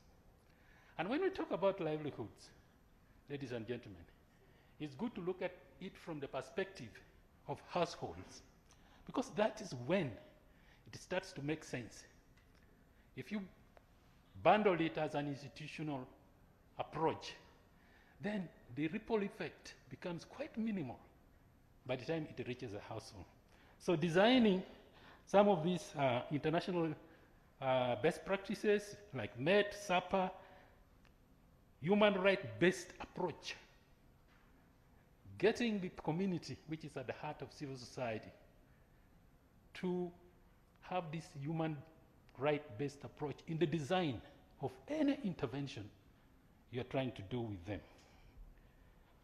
We talk about prosecution and deterrent on penalties, on issues related to environment and protection of forests, supporting the judiciary and making sure that you get evidence when it goes to court, evidence that are credible, that can be tested by court and proved and matched with the penalties that those crimes attract. This is also not very easy. So, my discussion is about what has worked and what haven't worked. Now, and I also with some recommendations. In our perspective as civil society, we have talked about population a lot. But you're not going to tell people not to produce, because then you will be stepping on the rights.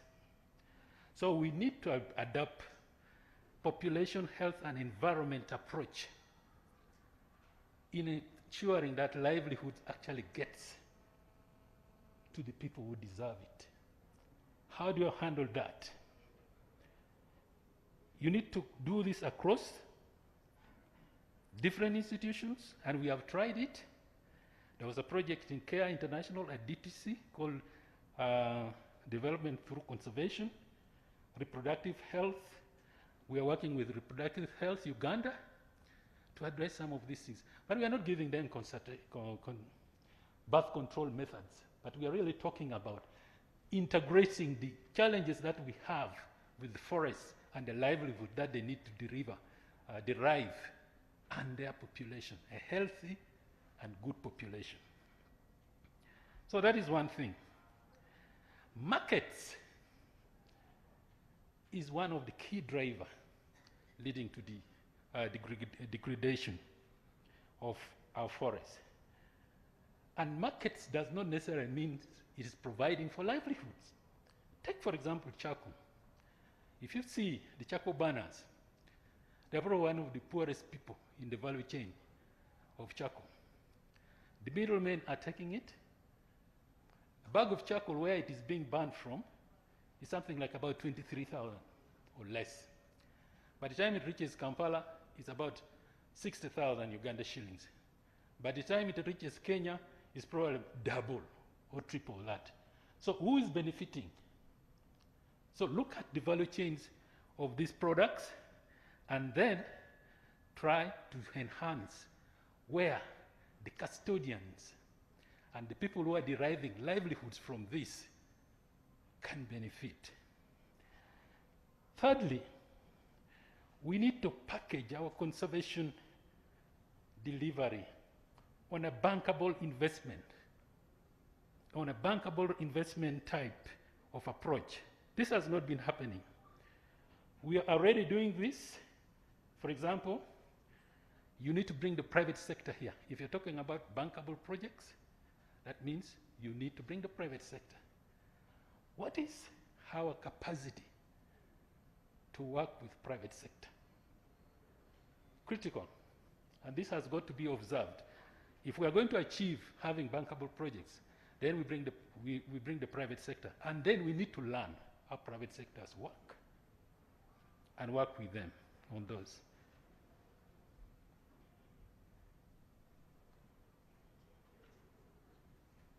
Then, finally, technology is taking center stage.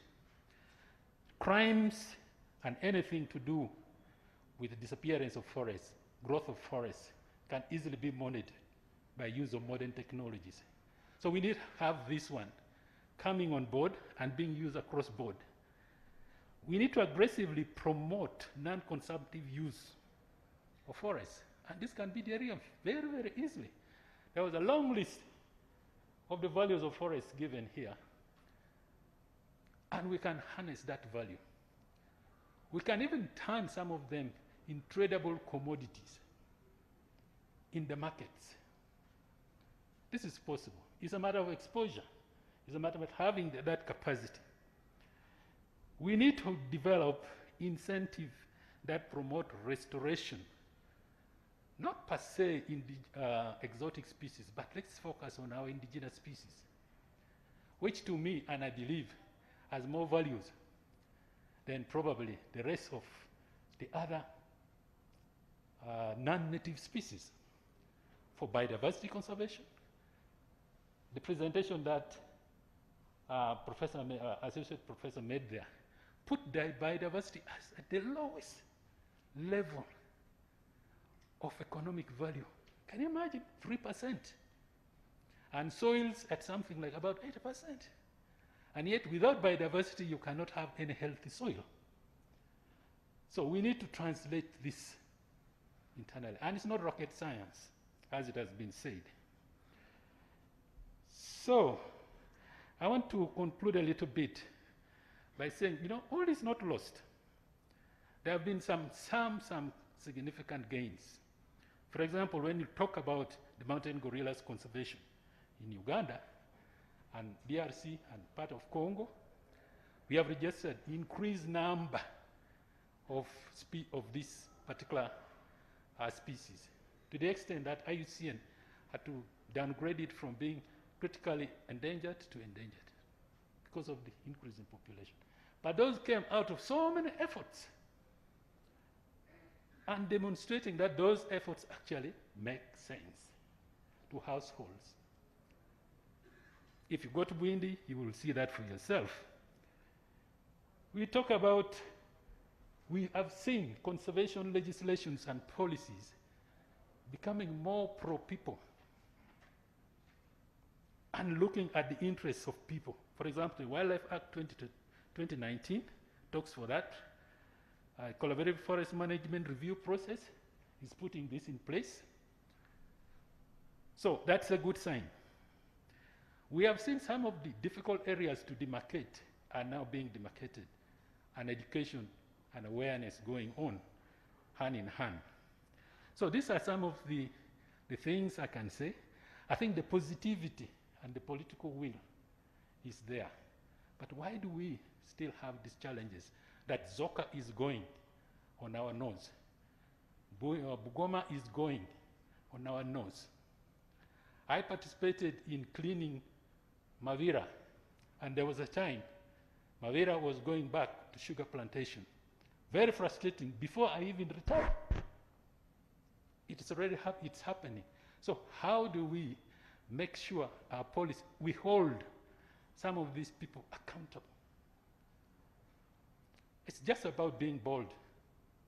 And I think opportunity that we have when we celebrate days like this is the time we bring these on table. And we say, we are not only watching, but we are taking what? Actions. So, by and large, policy, legal, and institutional arrangement is very, very important to underpin and break livelihoods and forests to coexist, and also business to coexist with sustainable forest cover. It can also help us in changing behaviors, bringing in different stakeholders in regard to natural resources. I'll give another example. We have had group certification of private forests in Kalangala district. But prior to that, like 10 years, there was a blanket policy to cut down the natural forest, plant there palm oil. That happened in this country. Now we see the impact of that activity on the quality of our lake, the fisheries in the lake, the strong winds affecting the fish, the fishermen, and many others. The tourism potential for Kalangala has been impacted. No tourists would want to go there and watch estates and estates of palm oil. Who is after all eating palm oil? These days people don't eat fried food. So what are we talking about here? How don't we look and connect different institutions? Professor made it very clear. Look at agriculture, what agriculture is doing. How many people from agriculture are here celebrating this day? They need to be hearing from people like me and the rest of the people. Then they go back to your other institutions and say, by the way, we have an issue to work together. So that's about planning and stakeholder collaboration. Environment for investment for natural resources, making the values of these resources clear and reflecting the cost of losing it. Very important. And above all, I think we need to have mechanism for monitoring and measuring, quantifying, and being able to publish that information, simplify it to a local person in the village, a middle person in the value chain, the policymakers, and members of parliament. So we need to verify. I have heard a lot that we don't know how much livelihoods value we get from forests. And yet we can measure forests, we can quantify, we can know what is allowable cut, what can be removed, and what can be replaced. So what's the problem here? What's the problem? So I believe this country can still have the forest estate that we have despite the population increase, in as long as we get the right things done. Thank you very much.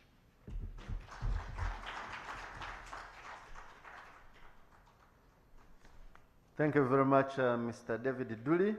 We shall now have Executive Director, Uganda Wildlife Authority, to give us another government perspective, since UWA is managing a huge chunk of some of these forests.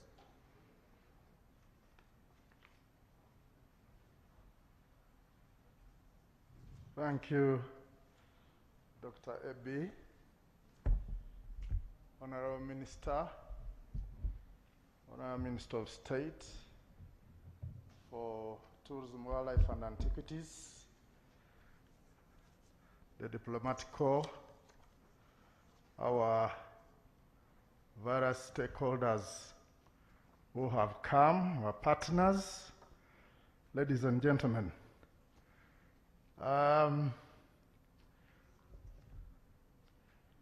When I was seated somewhere this morning and looking through what I wanted to share, a picture of where I grew up came up. And unfortunately, the representative of the EU, the German ambassador, decided also to talk about how he grew up in some place. So I'm not sure whether my story will make a very good meaning, but nevertheless, I grew up in a small village in a Ujiri district. My father bought a piece of land that had half of it forested. At that time when we moved there in 1969, I was a 4-year-old. We were only 6. His family, my father's family, is now over 30, and you can guess what we did to the forest. It is no longer existent. Even the whole village had probably 50% forest. The forest is no longer existing because we used it for charcoal, we used it for poles to build our houses, we used it for firewood. We never needed to look for firewood because even when you're cooking, you could quickly run to the forest and pick a piece of dry wood and be able to cook.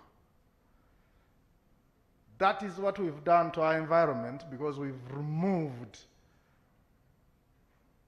what is essential because we've needed it for livelihood. Unfortunately, if we continue that way, there will be a point when we do not have these resources that we need. So, what does it mean? Let me now go into responding to what Dr. Vitariho did share this morning and put a perspective, partly of government, but partly of my own thinking. The World Wildlife Day celebrations give us an opportunity to raise awareness and to highlight critical importance and roles of forests, wildlife and ecosystems, and what they play in the livelihood of millions of people. Indeed, the good professor did mention that we depend on the resources that come from forests. Now, both global and national themes of this day, and if you have not caught it, let me remind you, the global theme is forests and livelihoods, sustaining people and planets. But our local theme in Uganda is sustaining livelihoods through conservation. They are very relevant. These two themes are very relevant for us here in the country, as we have observed a lot of loss of forest cover, especially on private land.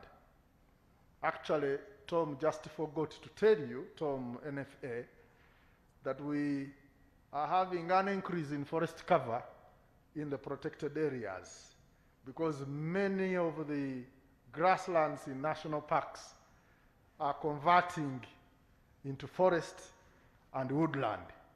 And so, if you looked at the overall total of the area we have, I think the last 3 or so years we've had an increase in the overall total of forests in Uganda. But we've lost that which is private, and only the government managed are the ones that are growing.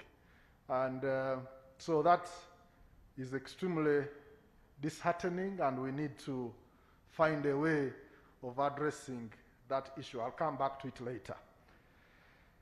As observed, the forest cover has been declining at a high rate. Forest loss greatly derails Uganda's efforts to mitigate effects of climate change.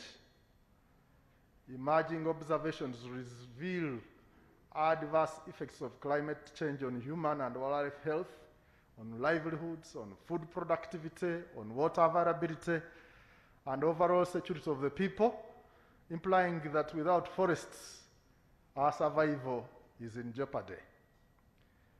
Those of you who are able to travel and visit our parks, you realize over the last probably 9 months, the ferry at Para does not work.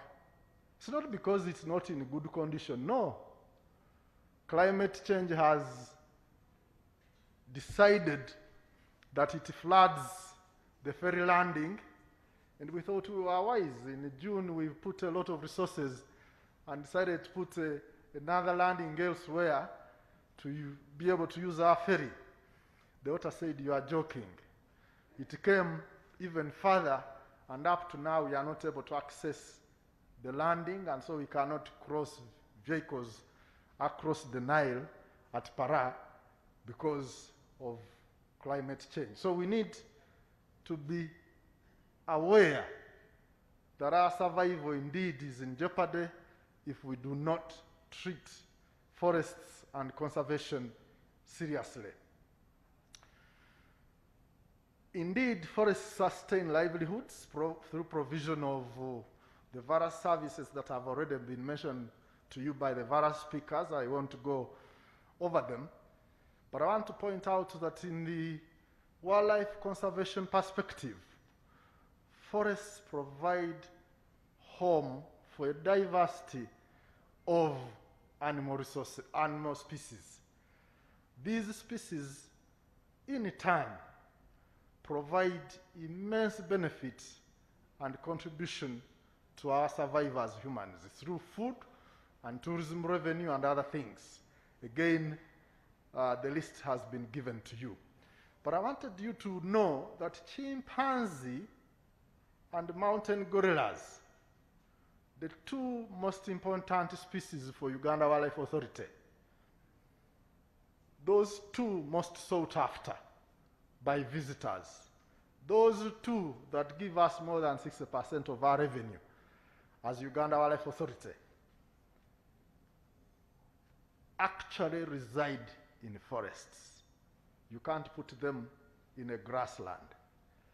So if we had a quarrel with my friend Tom Okello, the NFA director, and he said all forests must be under National Forest Authority, Uganda Wildlife Authority might start thinking of closing shop, because the majority of my revenue comes from forests. The good thing is that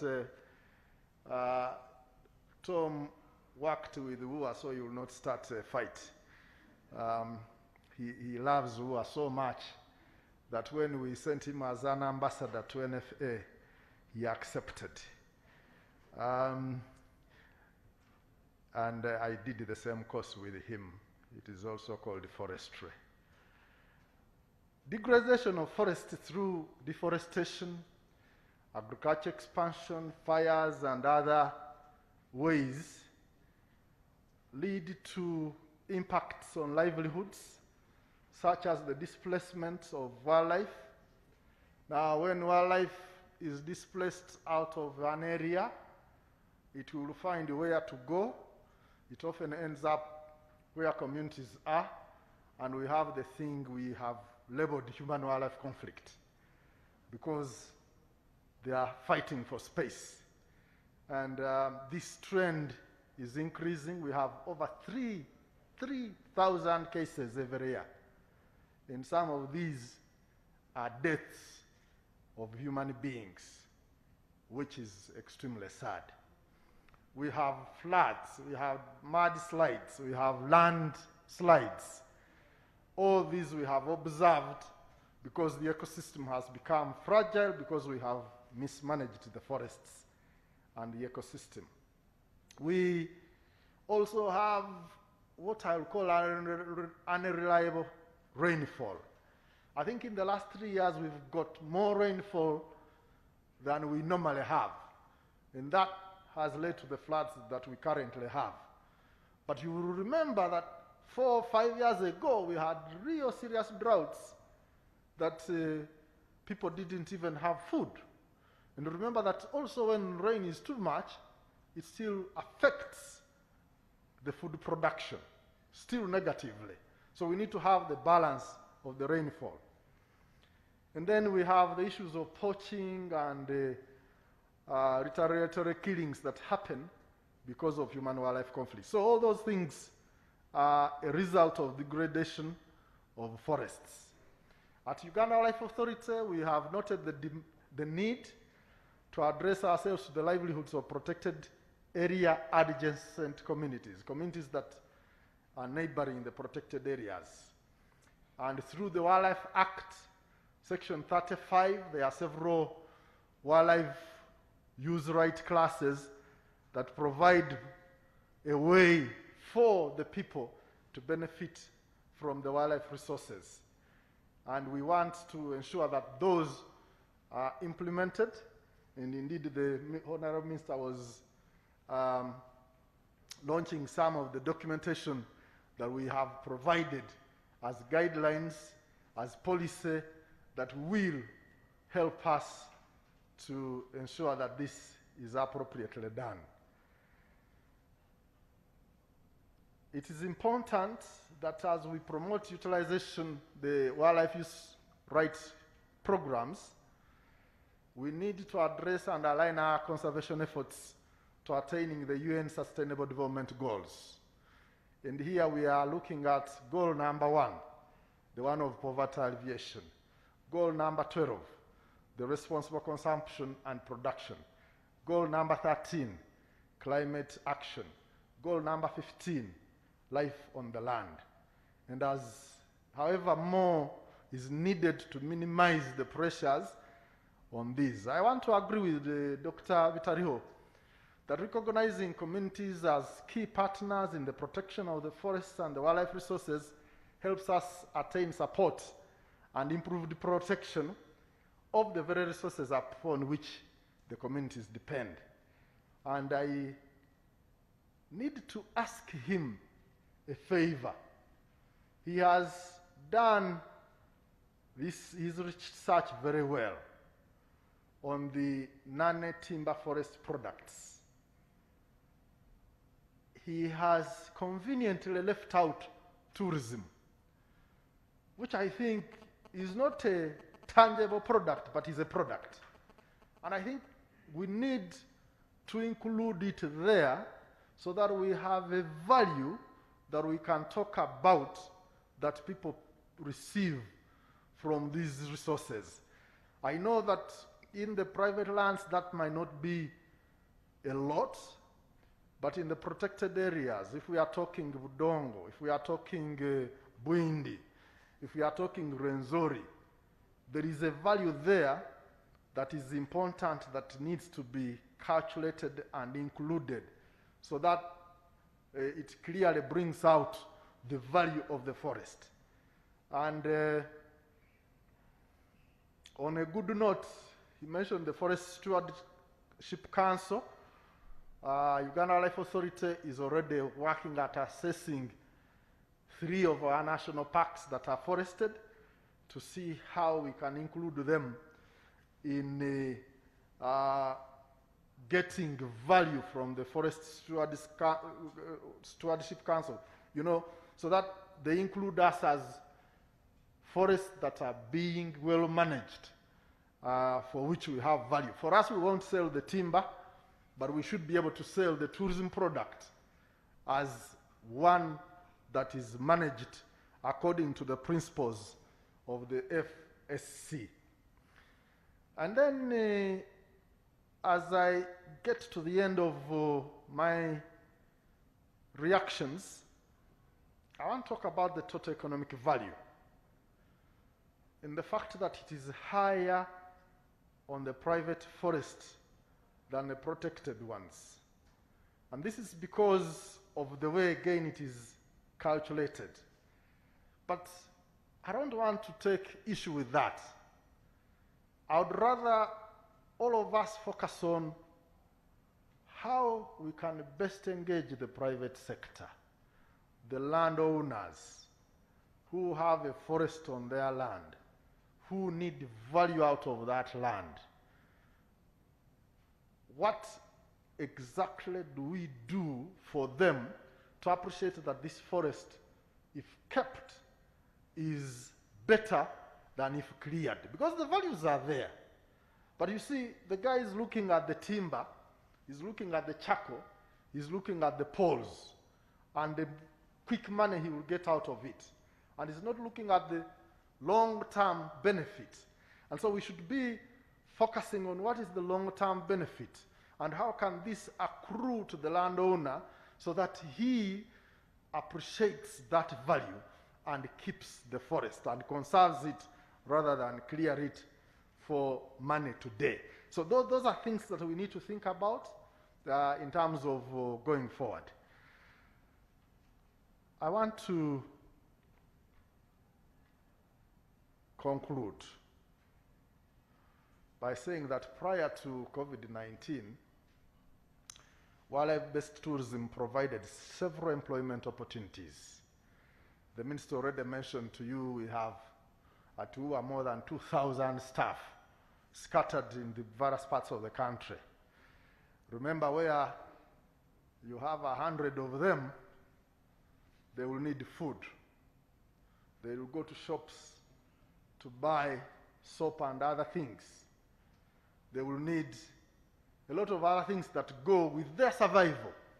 And that is business for the farmer, that is business for the shop owner, that is business to the guy doing transport, and so on. And so when you're looking at 2,000 who are staff, remember how many others are doing business because those 2,000 are there. And then when you talk tourism itself, there are various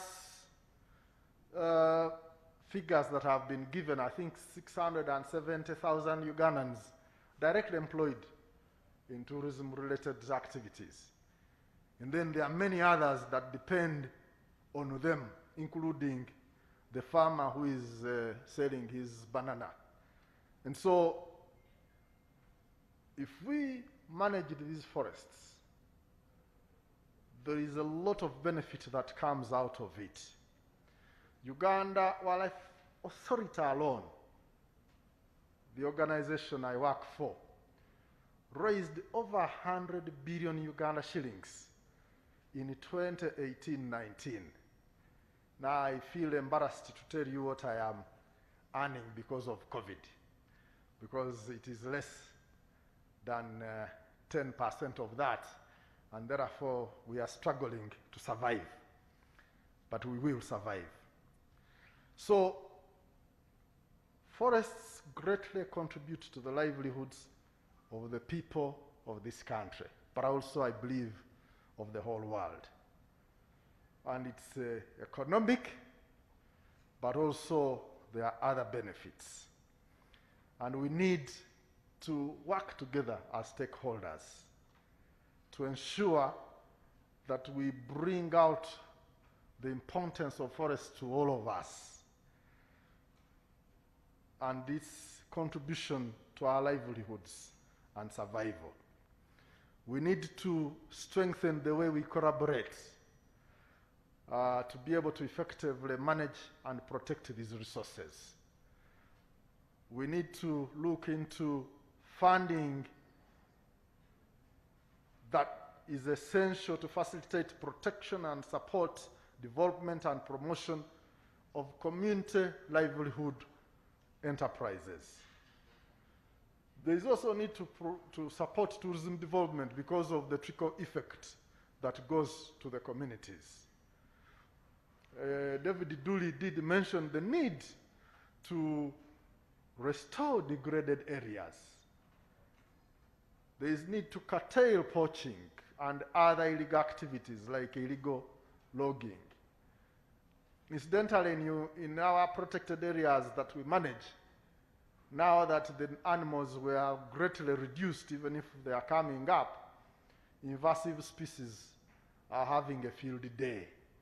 And so you're finding them covering large expanses of places because we mismanaged the wildlife that was in there. So together we can achieve.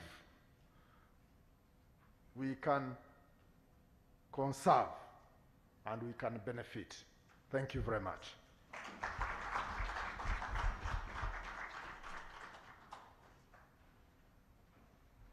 Thank you very much, Mr. Sam Mwanda. And from our followers online, according to trends from Twitter, the hashtag World Wildlife Day is ranking #1 with 32,400 tweets. So the conversation is really going on, and keep it hashtag World Wildlife Day. Continue the conversation online. We were joined by Madam Chiremire Noreda, Uganda Timber Growers Association.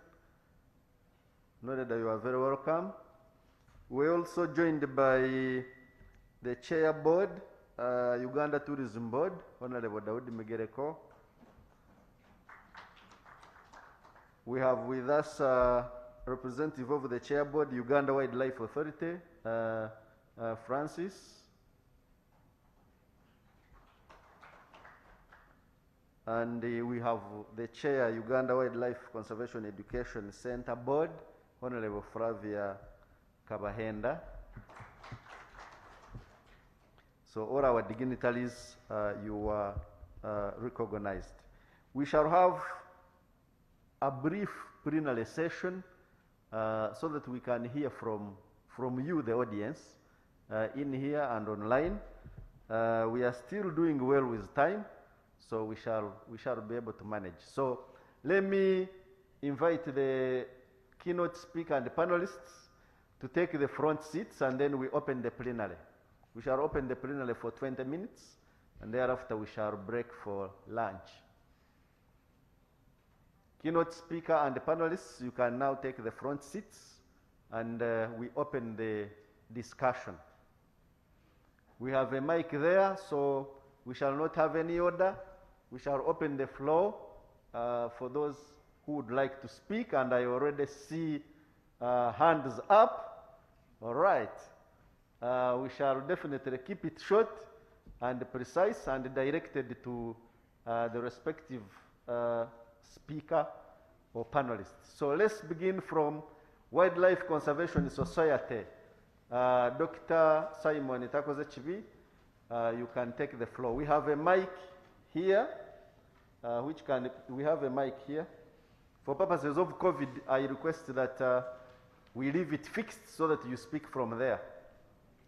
Okay, thank you, the moderator. I'm Simon Takozichibi. I work for Wildlife Conservation Society. We stand for wildlife. I'm not directing a question to any particular presenter, just to thank Dr. Robert Bitariho for that impressive presentation. I'm glad that I'm part of the citations that you've been making. Unfortunately, this data is now too old. We did this study in 2003 with my colleague Glenn Bush, and we were lucky enough to have funding from European Union. But I am always disturbed that nobody wants to fund research. Nobody wants to fund research anymore, and that's really undoing. I studied from the USA at the University of Massachusetts. I was lucky to visit some of these prestigious universities like the University of Caltech, where I spent 6 months studying aerospace and climate change aspects. So research is the foundation of innovation. Research is what guides planning. Unfortunately, the governments, our governments, do not commit resources in this area. And no wonder we are always firefighting. Now, back to today's discussion. I'm just giving some recommendations going forward. One, as conservationists, we are failing to really stimulate the interest of the private sector to actively invest in conservation. And there are now models that have been championed by the Nature Conservancy, which are focusing on impact investments. The companies must demonstrate beyond, articulating the bottom line. They need to demonstrate that they're improving the lives and the resources that their businesses depend on. So that's one area where we need to put a lot more focus. The other challenge is the compensation for the community lost opportunities, economic disenfranchisement. We demand so much from communities. Unfortunately, we give back too little. I think this issue has been already articulated in classical economics, articulated by Pareto, and there is a principle called the Pareto optimality, that there is no way you can have economic benefit or have a preferential criterion that will give you benefits without making one person worse off. Now, this argument has been also advanced by taking it a step forward, that you can also make some Pareto improvements. Pareto improvements means that those who are capturing more economic benefit should be willing to compensate those who are getting less values. But who is willing to compensate those who are gaining less? Corruption, which we always don't talk about. How much is being lost in money that is just being embezzled that could actually make or reduce the poverty around these protected areas? Another important dimension, moderator, the civil conflicts in the region already giving us a challenge with the refugees. And who doesn't know that now the refugees are becoming another threat to wildlife and protected area management. Let me flip over to the last one. So we've argued that if you are going to make a fundamental change and have a no net loss, even the economic aspirations should be reconciled with conservation benefits. Now, I'm already witnessing the clear consequences of other sectors not recognizing that most of our productive sectors depend on nature. A classic example, we're beginning to witness crop failures. And do you know why? Because we are killing the bees which fertilize the crops. And now we are blaming it to something else. Another classic example, the pests and diseases. We spend lots of money fighting the locusts. What is the consequence of that? It's because of disrupting the predator-prey dynamics. I've argued authoritatively that until we address ourselves to these issues, and the government should be thinking about the multi-sectoral approach as opposed to central, silocentric way of doing business. Thank you, moderator. Thank you very much, Dr. Simon Takoze-Chibi, for those warm and intriguing comments. Let's have Honorable Flavia Kabahenda, and then we shall come here.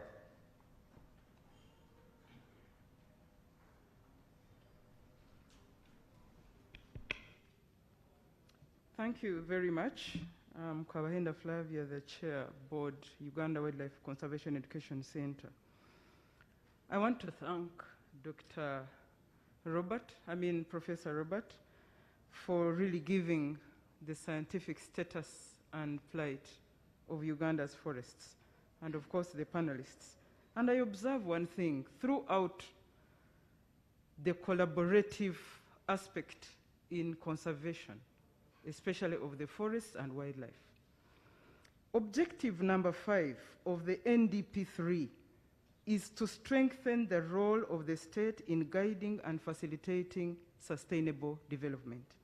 And if that is the case, when I look at the indicative budget allocations as were laid in the National Budget Framework Paper, and when I compare them to the NDP3 allocations, there are heavy deviations that cause discomfort, as in the percentages to budget of some of the very critical and important sectors and departments in the country.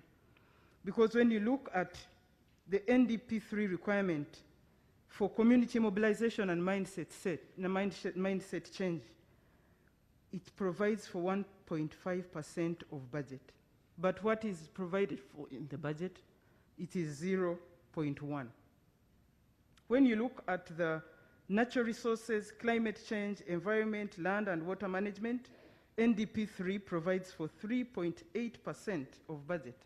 What is in the budget framework paper? 1.7.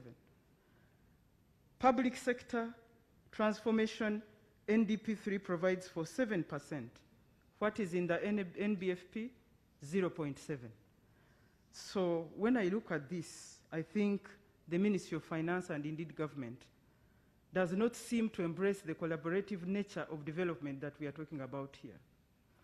And I want to think that for as long as we are going to talk about this conservation as a major solution for us to have a better livelihood, our engagements with community must not only be enhanced, but be financed.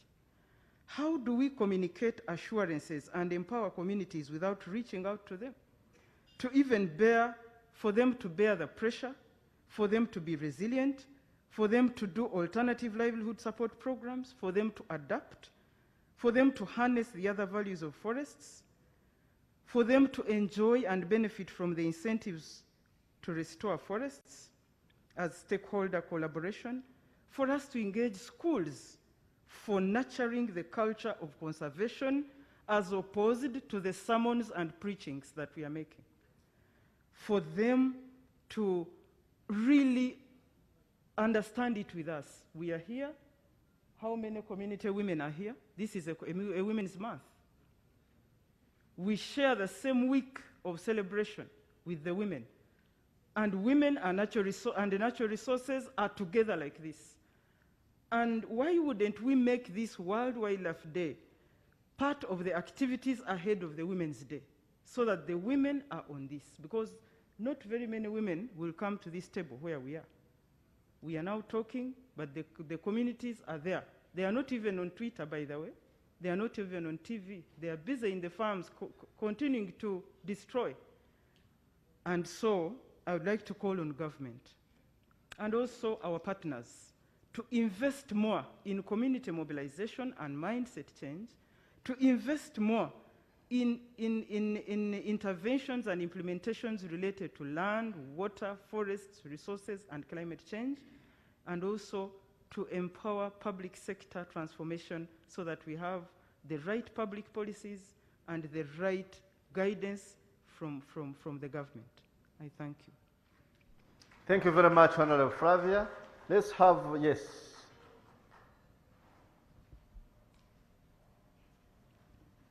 Thank you very much. My name is Chigong Robert, representing the Youth Coalition on Sustainable Development Goals. Goal 15 talks about life on land. SDG 15 action points clearly address the challenges of wildlife, but the scaling up of this SDG is very much lacking. What initiative have you put up as actors to engage the youthful generations that you are leaving behind? When you look at the panel, there is no representation of 35 years and below. We need this generation, because whom are you conserving for? The statement is conserving for future generations, but you are leaving these generations behind. So you need to put up capacity buildings into engaging these generations. My last one goes to Honorable Minister. You sit in the neck where you take decisions of clearing Bugoma forests. Why don't you strongly advocate for conserving these forests that give us food, medicine, and habitats? This is our message, but the Minister of Tourism and all stakeholders kindly engage the youthful generations that are out there on street, that are on social media, into conserving wildlife. That is very, very much lacking. My last appreciation is to the UNDP country representative, whom we've been together with the head of state, addressing this very issue. The head of state clearly outlined that he has challenges into conserving wildlife. We advised him, actually was even against the idea of growing rice in wetlands. He said, for me, I don't eat rice. You destroy wetlands for rice. What mechanism, how can you help me to sort out this issue? We gave him our recommendations, which I hope he will discuss with Cabinet. And second, we also advised him to plant trees in memory of the COVID patients. There are about 300 on the Forest Day. Take this initiative. Thank you very much. Thank you very much, Youth Coalition. The Honorable Minister wants to clarify a few things. No, I'm not clarifying, but I just want to ask one question to the panelists. When you check on the roads, on the roadside, when you take your route probably to Mitiana Road, Masaka Road, you see seemingly increased forest cover. People have, actually the private people have come up to plant trees. That's what you can vividly see. You know, all hills are now covered with eucalyptus, unlike before. This to me probably is a positive response from the private sector that they've probably hit to the call of planting the forests. But I want to know, especially for you, the associate professor, whether we have the same value for the forests. A forest, or we have some, you know, in terms of the environment, do we encourage people just to have forests? Or there are some forests that we think that they can add more value in terms of the environment? To me, as a Minister of Tourism, of course, I look at forests as breeding places for the wildlife. When I was growing up, I could see wildlife crossing roads, actually. You know, like on Mitiana Road, you would be coming in the night, you'd see cobs crossing. But today, even when there are forests, eucalyptus trees, you can't hardly see anything since the destruction of the natural forests. So, yes, when I look at a forest, yes, I say the green cover. But to me, as in terms of conservation of wildlife, I say very big loss whenever we lose the natural forests. Because I don't see wildlife in the eucalyptus. I don't see wildlife in the pine trees. And according to the discussion that I've had here, I've not had that emphasis on the preservation of the natural forest. I've visited Mr. Okello. Mr. Okello knows about 3 times when I was there inquiring for how do we increase. When you go to NFA, most of the trees they'll give you eucalyptus. And people are replacing the natural forests with these kind of trees. And even when you've entered that forest, you don't feel that natural feel that you actually feel when you visited a natural forest. So I don't know you as foresters, whether this one is just ours, but for you, you look at a forest, and forests are the same. I thank you. Thank you, Honorable Minister. The experts will answer those pertinent questions. Let's have a lady. There was a lady here, yes. and then the gentleman. The one in front.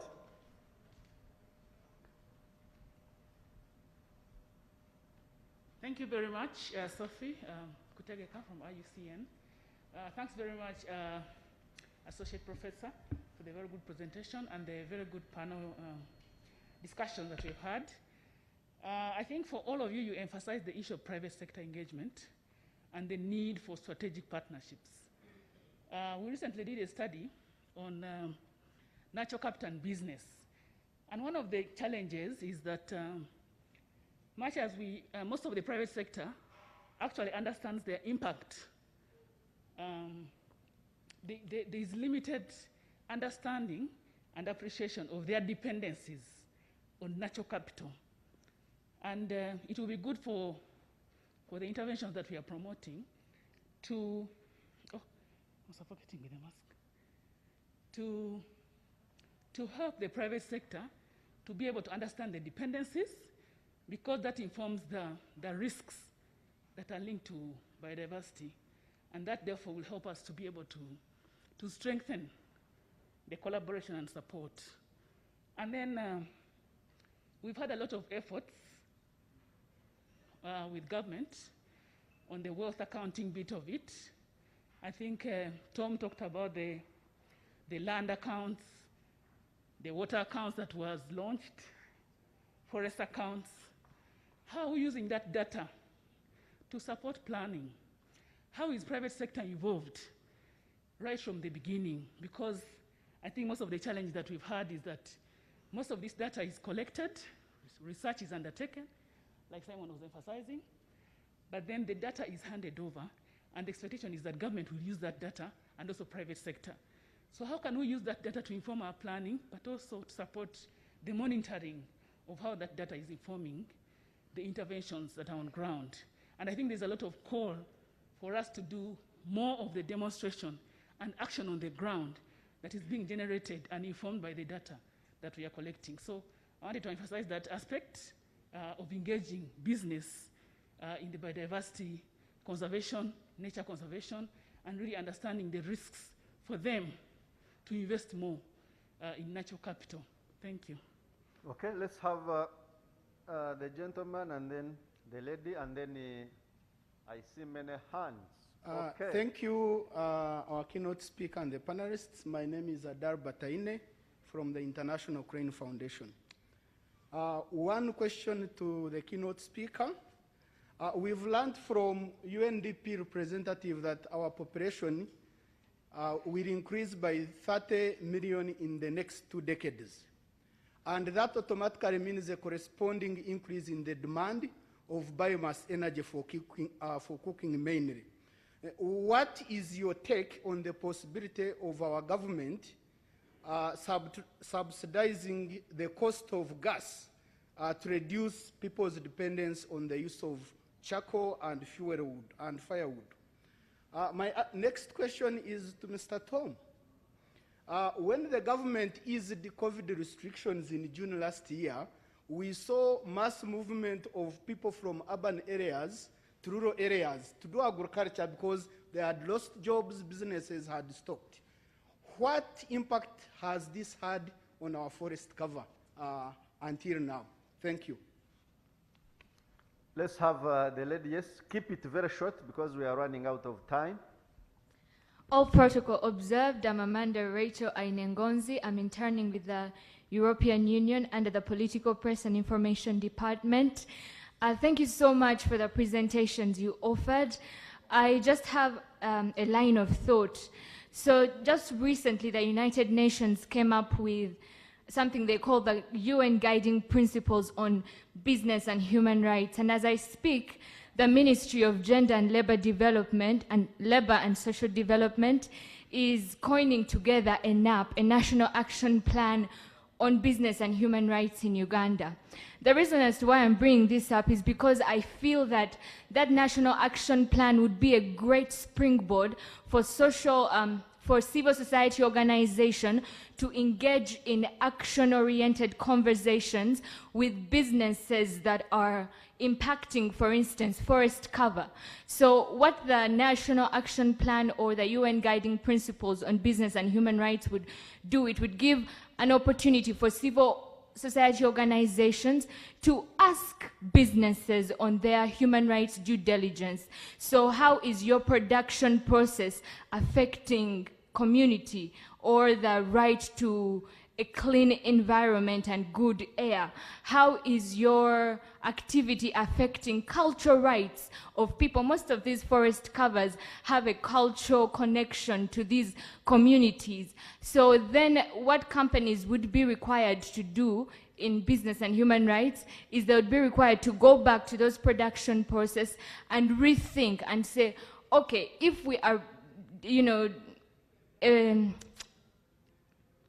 if we are not observing this human right, what can we do as a company to actually observe the human right?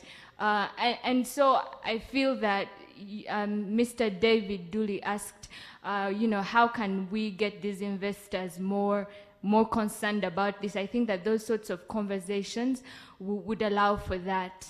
Yeah. Thank you. I will take the last two. There was Francis. Did I see hand from Francis? And then you, and we close.